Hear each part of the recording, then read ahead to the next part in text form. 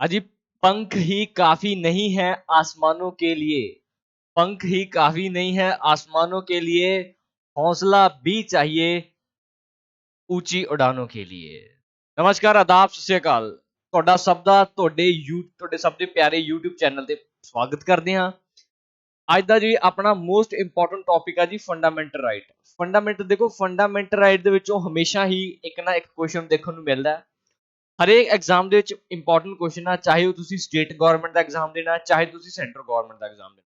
Most important ਜੋ question ਆ fundamental ਵਿੱਚ ਤੁਹਾਨੂੰ ਦੇਖਣ ਨੂੰ ਮਿਲਦੇ ਹੀ ਮਿਲਦੇ ਆ। इंपॉर्टेंट टॉपिक है, क्विक रिविजन करांगे तो सारे बच्चों ने क्लास में जुड़ना स्टार्ट कर दो। ठीक है, चलिए फंडामेंटल राइट के बारे इंपॉर्टेंट टॉपिक जानकारी डिस्कस कर लेने। देखो फंडामेंटल राइट आ जिहड़ा फंडामेंटल राइट के आर्टिकल 12 तो 35 तक दिते गए संविधान दे विच इंडियन कॉन्स्टिट्यूशन विच जिहड़ा फंडामेंटल राइट आ इन्हां नूं होर किस नाम नाल जुड़िया जांदा, मैग्ना कार्टा भी कहा जांदा। देखो मैग्ना कार्टा इन्हां नूं इह जिहड़ा शब्द आ इह इंग्लिश एक राजा हुंदा सी इंग्लैंड दा, ਉਹਦਾ ਨਾਮ ਸੀ ਜੌਨ 5। ठीक है जी, इस परसन ने की कीता सी, मैग्ना कार्टा नाम दिता गया सी। इंग्लैंड के कॉन्स्टिट्यूशन दे विच जिहड़ा मैग्ना कार्टा ये सब तो महत्वपूर्ण चीज, इंपॉर्टेंट चीज मन्नी जाती है। तां करके सब तो इंपॉर्टेंट चीज आ इनू अपने कॉन्स्टिट्यूशन दे नाल रिलेट करने की कोशिश की है, जिन्हां तो बना दिते गए आ फंडामेंटल राइट। फंडामेंटल राइट देखो, फंडामेंटल राइट ऑफ कंसैप्ट की है। फंडामेंटल राइट का कंसैप्ट यह है भी मौलिक अधिकार, पंजाबी च इन्हू बोलदे आ मौलिक अधिकार। मौलिक अधिकार है की जरूरत पैंदी आ। देखो जेकर अपने अपने कोई राइट आ, अपने कोई अपनी कोई जे कह देने आ भी अपने को राइट है, इन्हां दी जो कोई उलंघना करता है, जे कोई अपना हक रखता है जां हक नहीं दिंदा, हक मारदा है, इन्हां अगर किसी भी परिस्थिति का किसी व्यक्ति नूं सामना करना पैंदा तां ओह की आ, फंडामेंटल राइट दे नियमां दे तहत किसी भी नेड़ली सुप्रीम कोर्ट जां हाई कोर्ट विच जा सकदा है। उत्थे जाके अपने फंडामेंटल मौलिक अधिकार है उन्हां दी रखिया करन दी जिहड़ी गुजारिश कर सकदा है। ठीक है जी, ये सारे इंपॉर्टेंट आर्टिकल है जिहड़े आपां डिस्कस करांगे 12 तो लैके 35 विचकार। देखो जदों अपना 1947 की गल करते हैं, संविधान जिहड़ा बनिया सी, ठीक है, देश आजाद होया सी ते संविधान बन के तैयार होया सी 1949 दे विच। 1949 दे विच जदों अपने संविधान अडॉप्ट किया गया सीगा, 7 जिहड़े फंडामेंटल राइट सीगे, ध्यान रखना किन्ने फंडामेंटल राइट सीगे, 7 फंडामेंटल राइट सीगे। बट इन्हां विचों बाद दे विच जिहड़ा मोस्ट इंपॉर्टेंट एक फंडामेंटल राइट है जिहड़ा उहनूं रिमूव कर दिता गया। ये फंडामेंटल राइट जिहड़ा रिमूव किया गया, इहदा फंडामेंटल दा नाम है जी, यह प्रॉपर्टी का अधिकार। प्रॉपर्टी यानी कि संपत्ति का अधिकार। जिहड़ा संपत्ति का अधिकार है इहनूं हटा दिता गया। नाउ हुण अपने कोल किन्ने फंडामेंटल राइट बाकी है, 6 फंडामेंटल राइट की है। एक हटा दिता गया, ये तुसीं मोस्ट इंपॉर्टेंट याद रखना किहड़ा संपत्ति का अधिकार। ठीक है, इहदे बारे विशेष लंबे तौर पर चर्चा करांगे अगे चल के। उस तो बाद कहते जी ਜਿਹੜੇ ਆਪਣੇ ਮੌਲਿਕ ਅਧਿਕਾਰ ਆ, ਜਦੋਂ ਧਾਰਾ 352 ਲੱਗ ਜਾਂਦੀ ਹੈ। ਦੇਖੋ ਧਾਰਾ 352 ਕੀ ਆ, ਇਹ ਨੈਸ਼ਨਲ ਐਮਰਜੈਂਸੀ। ਨੈਸ਼ਨਲ ਐਮਰਜੈਂਸੀ ਕੀ ਹੁੰਦੀ ਆ, ਆਪਾਤਕਾਲ ਹੁੰਦਾ ਹੈ ਜਦੋਂ ਦੇਸ਼ ਦੇ ਵਿੱਚ ਕੋਈ ਬਾਹਰੀ ਸ਼ਕਤੀ ਆ ਉਹ ਹਮਲਾ ਕਰਨ ਦੀ ਫਿਰਾਕ ਵਿੱਚ ਹੋਵੇ, ਜਿਵੇਂ ਪਾਕਿਸਤਾਨ ਜੇ ਚਾਈਨਾ ਲਾ ਲਓ, ਇੰਡੀਆ ਵਿੱਚ ਹਮਲਾ ਕਰਨ ਦੀ ਫਿਰਾਕ, ਉਹ ਸਮੇਂ ਜਿਹੜੀ 352 ਲੱਗ ਜਾਂਦੀ ਆ। ਉਸ ਸਮੇਂ ਜਿਹੜਾ ਆਪਣਾ ਆਰਟੀਕਲ 19 ਹੈ ਜਿਹੜਾ, ਇਹ ਸਭ ਤੋਂ ਪਹਿਲਾਂ ਕੀ ਹੁੰਦਾ, ਖਤਮ ਹੋ ਜਾਂਦਾ। ਆਰਟੀਕਲ ਜਿਹੜਾ 19 ਹੈ ਸਭ ਤੋਂ ਪਹਿਲਾਂ ਖਤਮ ਹੁੰਦਾ ਹੈ। ध्यान रखना आर्टिकल 20 ते 21 है जिहड़े ये कदे भी सस्पेंड नहीं हुंदे। आर्टिकल 19 सब तो पहले सस्पेंड हुंदा है, आर्टिकल 20 ते 21 कदे भी सस्पेंड नहीं हुंदे। नैशनल एमरजेंसी 3 तरह दी है, एक लगदी है 352 तहत, 4 दा विच गैप आ, दूजा 356 ते तीजी लगदी है 360 दे तहत। जिहड़ी 352 दे तहत लगदी है इहनूं बोलदे जी नैशनल एमरजेंसी। नैशनल एमरजेंसी दा मतलब आ राष्ट्रीय आपातकाल पूरे भारत वर्ष विच लग जांदी, पूरे भारत विच लगू। उस तो बाद 356 तहत लगती है जी स्टेट एमरजेंसी, इनू राष्ट्रपति राज भी बोल देंगे। ठीक है जी, राष्ट्रपति राज भी बोल देंगे। ये एक पर्टिकुलर स्टेट में लगू, जिवें पंजाब च लग गई, हरियाणा च लग गई, मध्य प्रदेश, छत्तीसगढ़, बिहार, ये स्पैशल एक स्टेट दे विच लगदी है। 360 की हुंदा, धारा 360 के तहत एक की है जी वित्तीय एमरजेंसी लगती है, जिन्होंने फाइनैशियल एमरजेंसी भी बोल देंगे। ठीक है जी, फाइनैशियल जदों देश दे विच पैसों का जिहड़ा क्राइसिस आउणा स्टार्ट होंदा उदों एमरजेंसी लगती है। ये सारे इंपॉर्टेंट गल्लां ने आपां डिस्कस करांगे। चलते हैं नैक्सट स्लाइड ते। देखो फंडामेंटल राइट की गल करते, जी फंडामेंटल राइट बारे जी सब तो पहली जी एक कमेटी बनाई गई सी, इन्हूं बोलदे कॉन्स्टिट्यूशन असैंबली। देखो कॉन्स्टिट्यूशन असैंबली ने एक कमेटी का गठन किया सी, जिंदी चेयरमैनशिप किंदे हथ सीगी सरदार वल्लभ भाई पटेल दे तहत। जिहड़े सरदार वल्लभ भाई पटेल सीगे, ये 1940 दे विच कराची सैशन के प्रधान रहे सन। कराची सैशन कित्थे होया सी, ध्यान रखियो, पाकिस्तान दे विच उदों पुराने पंजाब च कहते होया सी। 1940 दे विच इंडियन नैशनल कांग्रेस दे ये प्रधान रहे सन। ਇਹਨਾਂ ਨੇ ਫੰਡਾਮੈਂਟਲ ਰਾਈਟ ਦੀ ਗੱਲ ਸਭ ਤੋਂ ਪਹਿਲੀ ਵਾਰ ਕੀਤੀ ਸੀ। ਇਹ ਵੀ ਇੰਪੋਰਟੈਂਟ ਪੁਆਇੰਟ ਤੁਸੀਂ ਧਿਆਨ ਰੱਖਣਾ, ਸਰਦਾਰ ਵੱਲਭ ਭਾਈ ਪਟੇਲ ਦੀ। ਠੀਕ ਹੈ, ਉਸ ਤੋਂ ਬਾਅਦ ਕਹਿੰਦੇ ਜੀ ਇਨ ਹੂਜ਼ ਪ੍ਰੈਜ਼ੈਂਸ JB ਕਿਰਪਲਾਨੀ ਕੀ ਸੀਗੇ, ਇਹਦੇ ਕੀ ਸੀਗੇ, ਦੂਜੇ ਚੇਅਰਮੈਨ ਸੀਗੇ। ਦੂਜਾ ਪ੍ਰਧਾਨ ਕੌਣ ਸੀ, JB ਕਿਰਪਲਾਨੀ। ਮੇਨ ਮੁੱਖ ਪੁੱਛਿਆ ਜਾਵੇ ਤਾਂ ਸਰਦਾਰ ਪਟੇਲ ਸੀਗੇ ਤੇ ਦੂਜੇ ਨਾਲ ਕੌਣ ਸੀਗੇ, JB ਕਿਰਪਲਾਨੀ। ਇਹ ਸਾਰੇ ਇੰਪੋਰਟੈਂਟ ਧਿਆਨ ਰੱਖਣੇ ਆ। ਦੇਖੋ ਫੰਡਾਮੈਂਟਲ ਰਾਈਟ ਦੀ ਗੱਲ ਕਰਦੇ ਆ, ਫੰਡਾਮੈਂਟਲ ਰਾਈਟ ਨੂੰ ਇੱਕ ਕਮੇਟੀ ਬਣਾਈ ਗਈ ਸੀ, ਸਪਰੂ ਕਮੇਟੀ। ਸਪਰੂ ਕਮੇਟੀ ਹੈ ਜਿਹੜੀ, ਇਹਨੇ ਕੀ ਕੀਤਾ ਸੀ, ਫੰਡਾਮੈਂਟਲ ਰਾਈਟ ਨੂੰ ਦੋ ਭਾਗਾਂ ਦੇ ਵਿੱਚ ਵੰਡਤਾ ਸੀ। ਦੋ ਭਾਗ ਕਿਹੜੇ ਕਿਹੜੇ ਬਣਾ ਦਿੱਤੇ ਗਏ ਸੀ, ਇੱਕ ਤਾਂ ਜਿਹੜੇ ਇਨਫੋਰਸਮੈਂਟ ਦਾ ਮਤਲਬ ਇਹ ਹੈ ਜਿਨ੍ਹਾਂ ਨੂੰ ਲਾਗੂ ਹੋਣ, ਜਿਨ੍ਹਾਂ ਜੇਕਰ ਕਿਸੇ ਵਿਅਕਤੀ ਦੇ ਫੰਡਾਮੈਂਟਲ ਰਾਈਟ ਦਾ ਹਨਨ ਹੁੰਦਾ ਹੈ ਜਾਂ ਉਹਨਾਂ ਦੀ ਛਤੀ ਪਹੁੰਚਦੀ ਹੈ ਤਾਂ ਉਹਨਾਂ ਨੂੰ ਕੀ ਆ, ਉਹਨਾਂ ਨੂੰ ਲੈ ਕੇ ਸੁਪਰੀਮ ਕੋਰਟ ਜਾਂ ਨੇੜਲੀ ਹਾਈ ਕੋਰਟ ਤੱਕ ਕੀ ਆ ਜਾਇਆ ਜਾ ਸਕਦਾ। ਇਹ ਫੰਡਾਮੈਂਟਲ ਰਾਈਟ ਇਨਫੋਰਸੇਬਲ ਆ। ਜਿਹੜੇ ਨਾਨ ਇਨਫੋਰਸੇਬਲ ਆ ਉਹਨਾਂ ਨੂੰ ਬੋਲਦੇ ਆ ਡੀਪੀਐਸਪੀ ਬੋਲਦੇ ਆ ਜੀ, directive principal state policy. Punjabi ਚ ਬੋਲਦੇ ਆ ਇਹਨੂੰ ਰਾਜ ਦੇ ਨੀਤੀ ਦਿਸ਼ਾ ਨਿਰਦੇਸ਼। ਠੀਕ ਹੈ ਜੀ, ਰਾਜ ਦੇ ਨੀਤੀ ਦਿਸ਼ਾ ਨਿਰਦੇਸ਼ ਬੋਲਦੇ ਆ ਇਹਨਾਂ ਨੂੰ।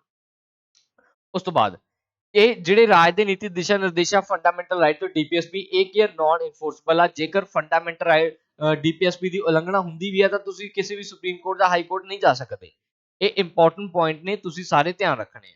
ਠੀਕ ਹੈ, ਚੱਲਦੇ ਨੇ ਨੈਕਸਟ ਸਲਾਈਡ ਤੇ। ਹੁਣ ਦੇਖੋ ਕਹਿੰਦੇ ਜੀ ਸ਼ੁਰੂ ਦੇ ਵਿੱਚ ਆਪਣੇ ਕੋਲ ਕਿਹੜੇ ਆ ਜਿਹੜੇ ਫੰਡਾਮੈਂਟਲ ਰਾਈਟ ਕਿੰਨੇ ਸੀਗੇ, ਫੰਡਾਮੈਂਟਲ ਰਾਈਟ ਆਪਣੇ ਕੋਲ 6 ਫੰਡਾਮੈਂਟਲ ਰਾਈਟਸ ਆ। ਸੌਰੀ, ਸ਼ੁਰੂ ਦੇ ਵਿੱਚ 7 fundamental right C, at present ਕਿੰਨੇ ਆ, 6 ਫੰਡਾਮੈਂਟਲ ਰਾਈਟ ਆ। ਹੁਣ ਕਿਹੜੇ ਕਿਹੜੇ 6 ਫੰਡਾਮੈਂਟਲ ਰਾਈਟ ਆ, ਤਾਂ ਇਹਨਾਂ ਨੂੰ ਆਪਾਂ ਹੁਣੇ ਦੇਖਦੇ ਆ।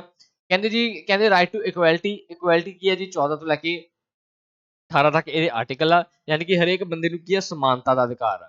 ਠੀਕ ਹੈ ਜੀ, ਸਮਾਨਤਾ ਦਾ ਅਧਿਕਾਰ ਆ। ਸਮਾਨਤਾ ਕਾਨੂੰਨ ਦੀ ਨਜ਼ਰ ਵਿੱਚ ਸਾਹਮਣੇ ਸਾਰੇ ਵਿਅਕਤੀ ਬਰਾਬਰ ਹਨ, ਸਾਰੇ ਬੰਦਿਆਂ ਨੂੰ ਵੋਟ ਪਾਉਣ ਦਾ ਅਧਿਕਾਰ ਹੈ, ਸਾਰੇ ਵਿਅਕਤੀਆਂ ਨੂੰ ਸਰਕਾਰੀ ਨੌਕਰੀ ਦੇ ਵਿੱਚ ਕੀ ਆ, ਭਾਗ ਲੈਣ ਦਾ ਬਰਾਬਰ ਅਧਿਕਾਰ ਆ। ਫਰੀडम ਦੀ ਗੱਲ ਕਰ ਲਿਆ, ਆਜ਼ਾਦੀ ਦੇ ਆਰਟੀਕਲ ਹੈਗੇ ਆ 19 ਤੋਂ ਲੈ ਕੇ 22 ਤੱਕ, ਜਿਹੜੀ ਆਪਾਂ ਨੂੰ ਵੇਰੀਅਸ ਟਾਈਪ ਦੀ ਫਰੀडम ਦਿੱਤੀ ਹੋਈ ਆ। ਆਪਾਂ ਘੁੰਮ ਫਿਰ ਸਕਦੇ ਆ ਕਿਤੇ ਵੀ ਇੰਡੀਆ ਵਿੱਚ ਜਾ ਕੇ, ਕੋਈ ਵੀ ਬਿਜ਼ਨਸ ਸ਼ੁਰੂ ਕਰ ਸਕਦੇ ਆ, ਕੋਈ ਵੀ ਐਸੋਸੀਏਸ਼ਨ ਮੇਕ ਕਰ ਸਕਦੇ ਆ। ਇਹ ਸਾਰੇ ਆਪਾਂ ਡਿਸਕਸ ਕਰਾਂਗੇ 19 ਤੋਂ 22 ਦੇ ਵਿੱਚ। ਐਕਸਪਲੋਇਟੇਸ਼ਨ ਦੀ ਗੱਲ ਕਰਦੇ ਆ, ਸ਼ੋਸ਼ਣ ਵਿਰੁੱਧ ਅਧਿਕਾਰ। ਸ਼ੋਸ਼ਣ ਦਾ ਮਤਲਬ ਇਹ ਹੈ ਵੀ ਮੰਨ ਲਓ ਕਿ ਤੁਸੀਂ ਕਿਸੇ ਵਿਅਕਤੀ ਦਾ, ਕਿਸੇ ਬੱਚੇ ਦਾ ਤੁਸੀਂ ਕੀ ਆ, ਸ਼ੋਸ਼ਣ ਕਰਦੇ ਆ, ਬਾਲ ਮਜ਼ਦੂਰੀ ਕਰਵਾਉਂਦੇ ਆ, ਉਹਨਾਂ ਤੋਂ ਘੱਟ ਪੈਸੇ ਦੇ ਕੇ ਵੱਧ ਪੈਸਿਆਂ ਵਿੱਚ ਕੰਮ ਕਰਵਾਉਂਦੇ ਆ। ਇਹ ਸਾਰਾ ਕੀ ਹੈ, ਸ਼ੋਸ਼ਣ ਹੈ। ਫਰੀडम ਆਫ ਰਿਲੀਜਨ ਯਾਨੀ ਕਿ ਧਾਰਮਿਕ ਸੁਤੰਤਰਤਾ ਦਾ ਅਧਿਕਾਰ ਆ। ਤੁਸੀਂ ਕੋਈ ਵੀ ਕਿਸੇ ਵੀ ਪ੍ਰਕਾਰ ਦਾ ਕੋਈ ਵੀ ਧਰਮ ਉਹਨੂੰ ਅਪਣਾ ਸਕਦੇ ਹੋ, ਤੁਹਾਨੂੰ ਕਿਸੇ ਵੀ ਧਰਮ ਨੂੰ ਅਪਣਾਉਣ ਦੇ ਲਈ ਕੋਈ ਵੀ ਟੈਕਸ ਨਹੀਂ ਦੇਣਾ ਪਏਗਾ। ਠੀਕ ਹੈ, ਤੇ ਕਿਸੇ ਵੀ ਪ੍ਰੇਅਰ ਵਿੱਚ ਜਾਣ ਦੀ ਤੁਹਾਨੂੰ ਕੀ ਹੈ, ਲਾਜ਼ਮੀ ਮੈਂਡੇਟਰੀ ਨਹੀਂ ਕੀਤਾ ਜਾ ਸਕਦਾ। 25 ਤੋਂ 28 ਤੱਕ ਰਿਲੀਜੀਅਸ ਆ। ਐਜੂਕੇਸ਼ਨ ਤੇ ਕਲਚਰ ਰਾਈਟ ਆ ਜੀ, ਇਹ ਹੈਗੇ 29 ਤੋਂ ਲੈ ਕੇ 30 ਤੱਕ। ਐਜੂਕੇਸ਼ਨ ਦਾ ਮਤਲਬ ਇਹ ਹੈ ਕਿ ਜਿਹੜੇ ਬੱਚੇ ਆ 6 ਤੋਂ ਲੈ ਕੇ 14 ਸਾਲ ਤੱਕ ਦੇ, ਉਹਨਾਂ ਸਾਰੇ ਬੱਚਿਆਂ ਨੂੰ ਐਜੂਕੇਸ਼ਨ ਦਾ ਅਧਿਕਾਰ ਹੈ। ਦੂਜੀ ਗੱਲ ਕਰਦੇ ਆ ਵੀ ਜਿਹੜੇ ਮਾਈਨੋਰਟੀਜ਼ ਆ, ਘੱਟ ਗਿਣਤੀ ਦੇ ਵਿੱਚ ਆ, ਜਿਵੇਂ ਸਿੱਖ ਘੱਟ ਗਿਣਤੀ ਦੇ ਵਿੱਚ ਆ, ਇਹਨਾਂ ਸਾਰਿਆਂ ਨੂੰ ਇੰਪੋਰਟੈਂਟ ਕੀ ਹੈ ਜੀ, ਐਜੂਕੇਸ਼ਨ ਰਾਈਟ ਆ। ਤੇ ਜਿਹੜੀ ਸਰਕਾਰ ਦੀ ਇਹ ਜ਼ਿੰਮੇਵਾਰੀ ਹੈ ਕਿ ਇਹਨਾਂ ਦੇ ਜਿਹੜੇ ਜਿੰਨੇ ਵੀ ਮੋਸਟ ਇੰਪੋਰਟੈਂਟ ਧਾਰਮਿਕ ਸਥਾਨ ਆ ਉਹਨਾਂ ਦੀ ਰੱਖਿਆ ਕਰਨ। ਇਹ ਆਰਟੀਕਲ 30 ਦੇ ਵਿੱਚ ਹੁੰਦਾ। ਕਨਸਟੀਟਿਊਸ਼ਨ ਰੈਮਡੀ ਦੀ ਗੱਲ ਕਰਦੇ ਆ, ਇਹਨੂੰ ਸੰਵਿਧਾਨਿਕ ਉਪਚਾਰ ਬੋਲਦੇ ਆ, ਆਰਟੀਕਲ 32। ਦੇਖੋ ਆਰਟੀਕਲ 32 ਮੋਸਟ ਇੰਪੋਰਟੈਂਟ ਟੌਪਿਕ ਆ, ਮੋਸਟ ਇੰਪੋਰਟੈਂਟ ਆਰਟੀਕਲ ਆ ਇਹਨਾਂ ਸਾਰਿਆਂ ਵਿੱਚੋਂ। ਜਿਹੜਾ ਆਰਟੀਕਲ 32 ਆ, ਇਹਨੂੰ ਕੀ ਬੋਲਿਆ ਜਾਂਦਾ, heart and soul of constitution ਬੋਲਿਆ ਜਾਂਦਾ। Heart and soul of constitution ਕਿਹੜੇ ਆਰਟੀਕਲ ਨੂੰ ਬੋਲਿਆ ਜਾਂਦਾ, ਆਰਟੀਕਲ 32 ਨੂੰ ਮੋਸਟ ਇੰਪੋਰਟੈਂਟ ਟੌਪਿਕ ਹੈ। ਠੀਕ ਹੈ, ਚਲੋ ਹੁਣ ਦੇਖਦੇ ਆ ਫੰਡਾਮੈਂਟਲ ਰਾਈਟ ਆ ਜਿਹੜੇ ਕਿਹੜੇ ਭਾਰਤੀ ਲੋਕਾਂ ਵਾਸਤੇ ਤੇ ਕਿਹੜੇ ਆ ਵਿਦੇਸ਼ੀਆਂ ਵਾਸਤੇ। ਕਹਿੰਦੇ ਜੀ ਫੰਡਾਮੈਂਟਲ ਰਾਈਟ ਬੋਥ ਯਾਨੀ ਕਿ ਭਾਰਤੀ ਲੋਕਾਂ ਵਾਸਤੇ ਵੀ ਆ ਤੇ ਜਿਹੜੇ ਵਿਦੇਸ਼ੀ ਹੋਣਗੇ ਉਹਨਾਂ ਵਾਸਤੇ ਵੀ ਆ। ਦੇਖੋ ਆਰਟੀਕਲ 14 ਕੀ ਕਹਿੰਦਾ, ਆਰਟੀਕਲ 14 ਕਹਿੰਦਾ ਜੀ ਇਕੁਐਲਿਟੀ ਆ। ਇਕੁਐਲਿਟੀ ਯਾਨੀ ਕਿ ਸਮਾਨਤਾ ਦਾ ਅਧਿਕਾਰ ਹੈ। ਇਕੁਐਲਿਟੀ ਕਾਦੀ ਹੁੰਦੀ ਆ, ਹਰੇਕ ਵਿਅਕਤੀ ਨੂੰ ਕੀ ਆ ਜੀ, ਬੋਲਣ ਚੱਲਣ ਦਾ ਅਧਿਕਾਰ ਹੈ, ਹਰੇਕ ਵਿਅਕਤੀ ਨੂੰ ਬਰਾਬਰ ਨਾਂ ਦਾ ਅਧਿਕਾਰ ਆ, ਕਾਨੂੰਨ ਦੀ ਨਜ਼ਰ ਵਿੱਚ ਹਰੇਕ ਵਿਅਕਤੀ ਬਰਾਬਰ ਹੈ।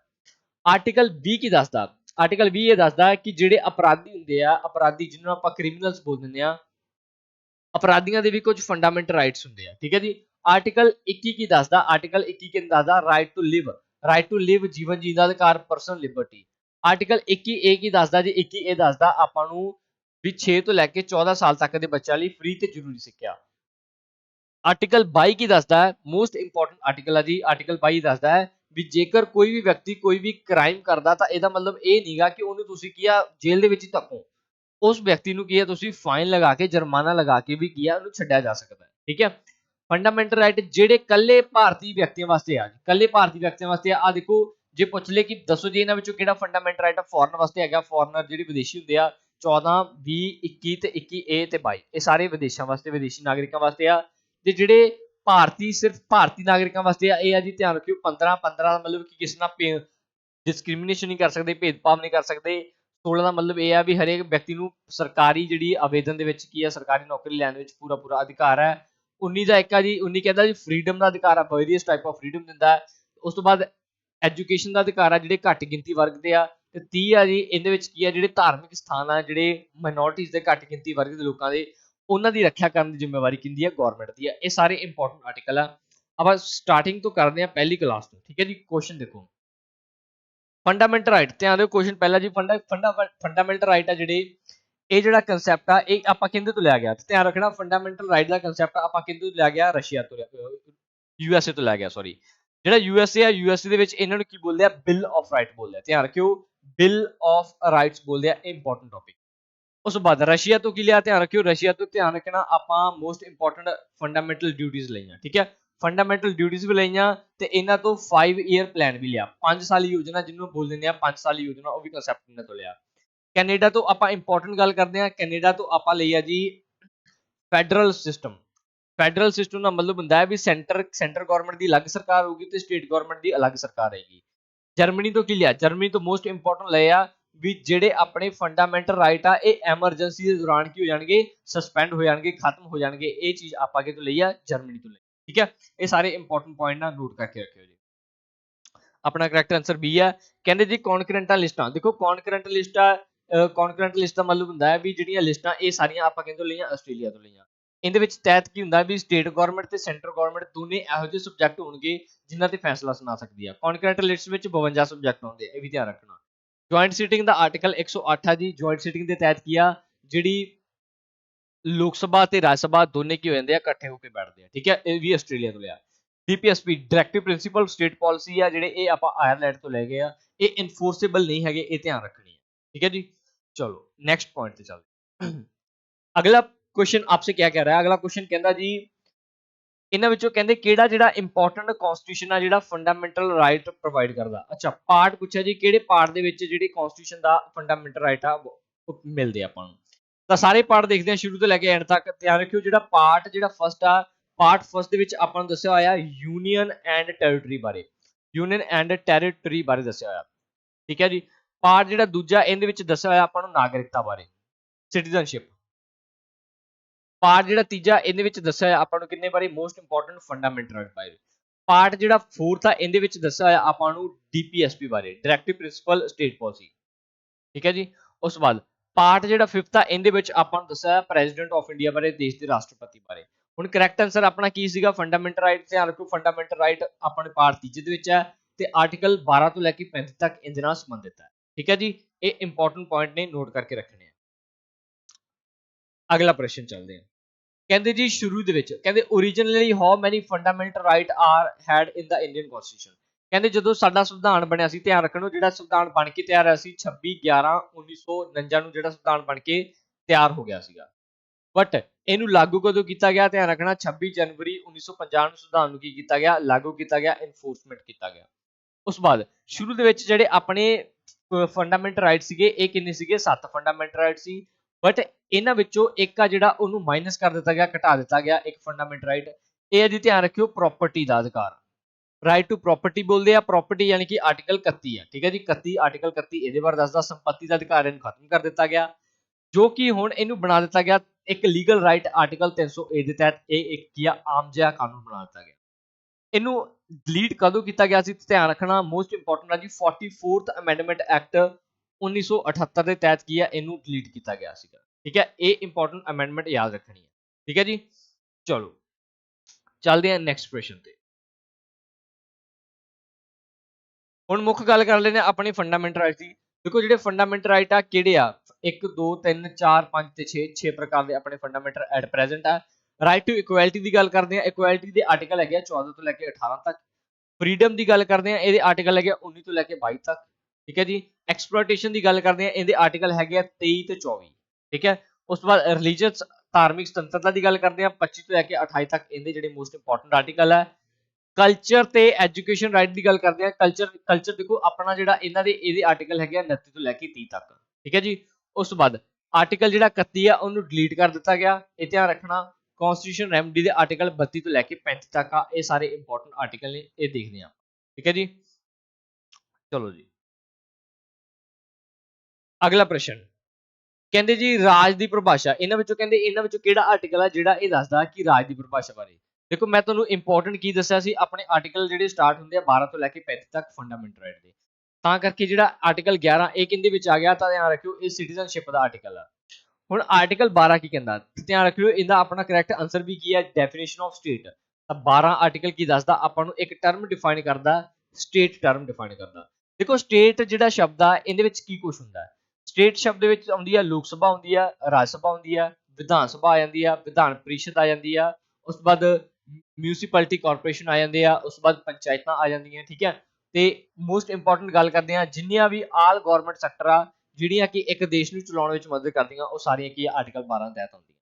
ਆਰਟੀਕਲ 13 ਕੀ ਕਹਿੰਦਾ ਜੀ, ਆਰਟੀਕਲ 13 ਇਹ ਕਹਿੰਦਾ ਹੈ ਵੀ ਜੇਕਰ ਕੋਈ ਵੀ ਬੰਦਾ ਇਹੋ ਜਿਹਾ ਕਾਨੂੰਨ ਲੈ ਕੇ ਆਊਗਾ ਜਿਹੜਾ ਕਿ ਸਾਡੇ ਸੰਵਿਧਾਨ ਦੇ ਖਿਲਾਫ ਹੋਊਗਾ, ਉਹਨੂੰ ਕੀ ਆ ਜਿਹੜਾ ਉਹਨੂੰ ਅਸੀਂ ਕੀ ਕਰ ਲਾਂਗੇ, ਵॉइड ਡਿਕਲੇਅਰ ਕਰ ਲਾਂਗੇ।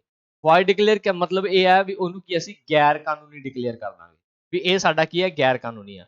ਇਹ ਇੰਪੋਰਟੈਂਟ ਪੁਆਇੰਟ ਹੈ, ਨੋਟ ਕਰਕੇ ਰੱਖਿਓ ਜੀ, ਠੀਕ ਹੈ ਜੀ।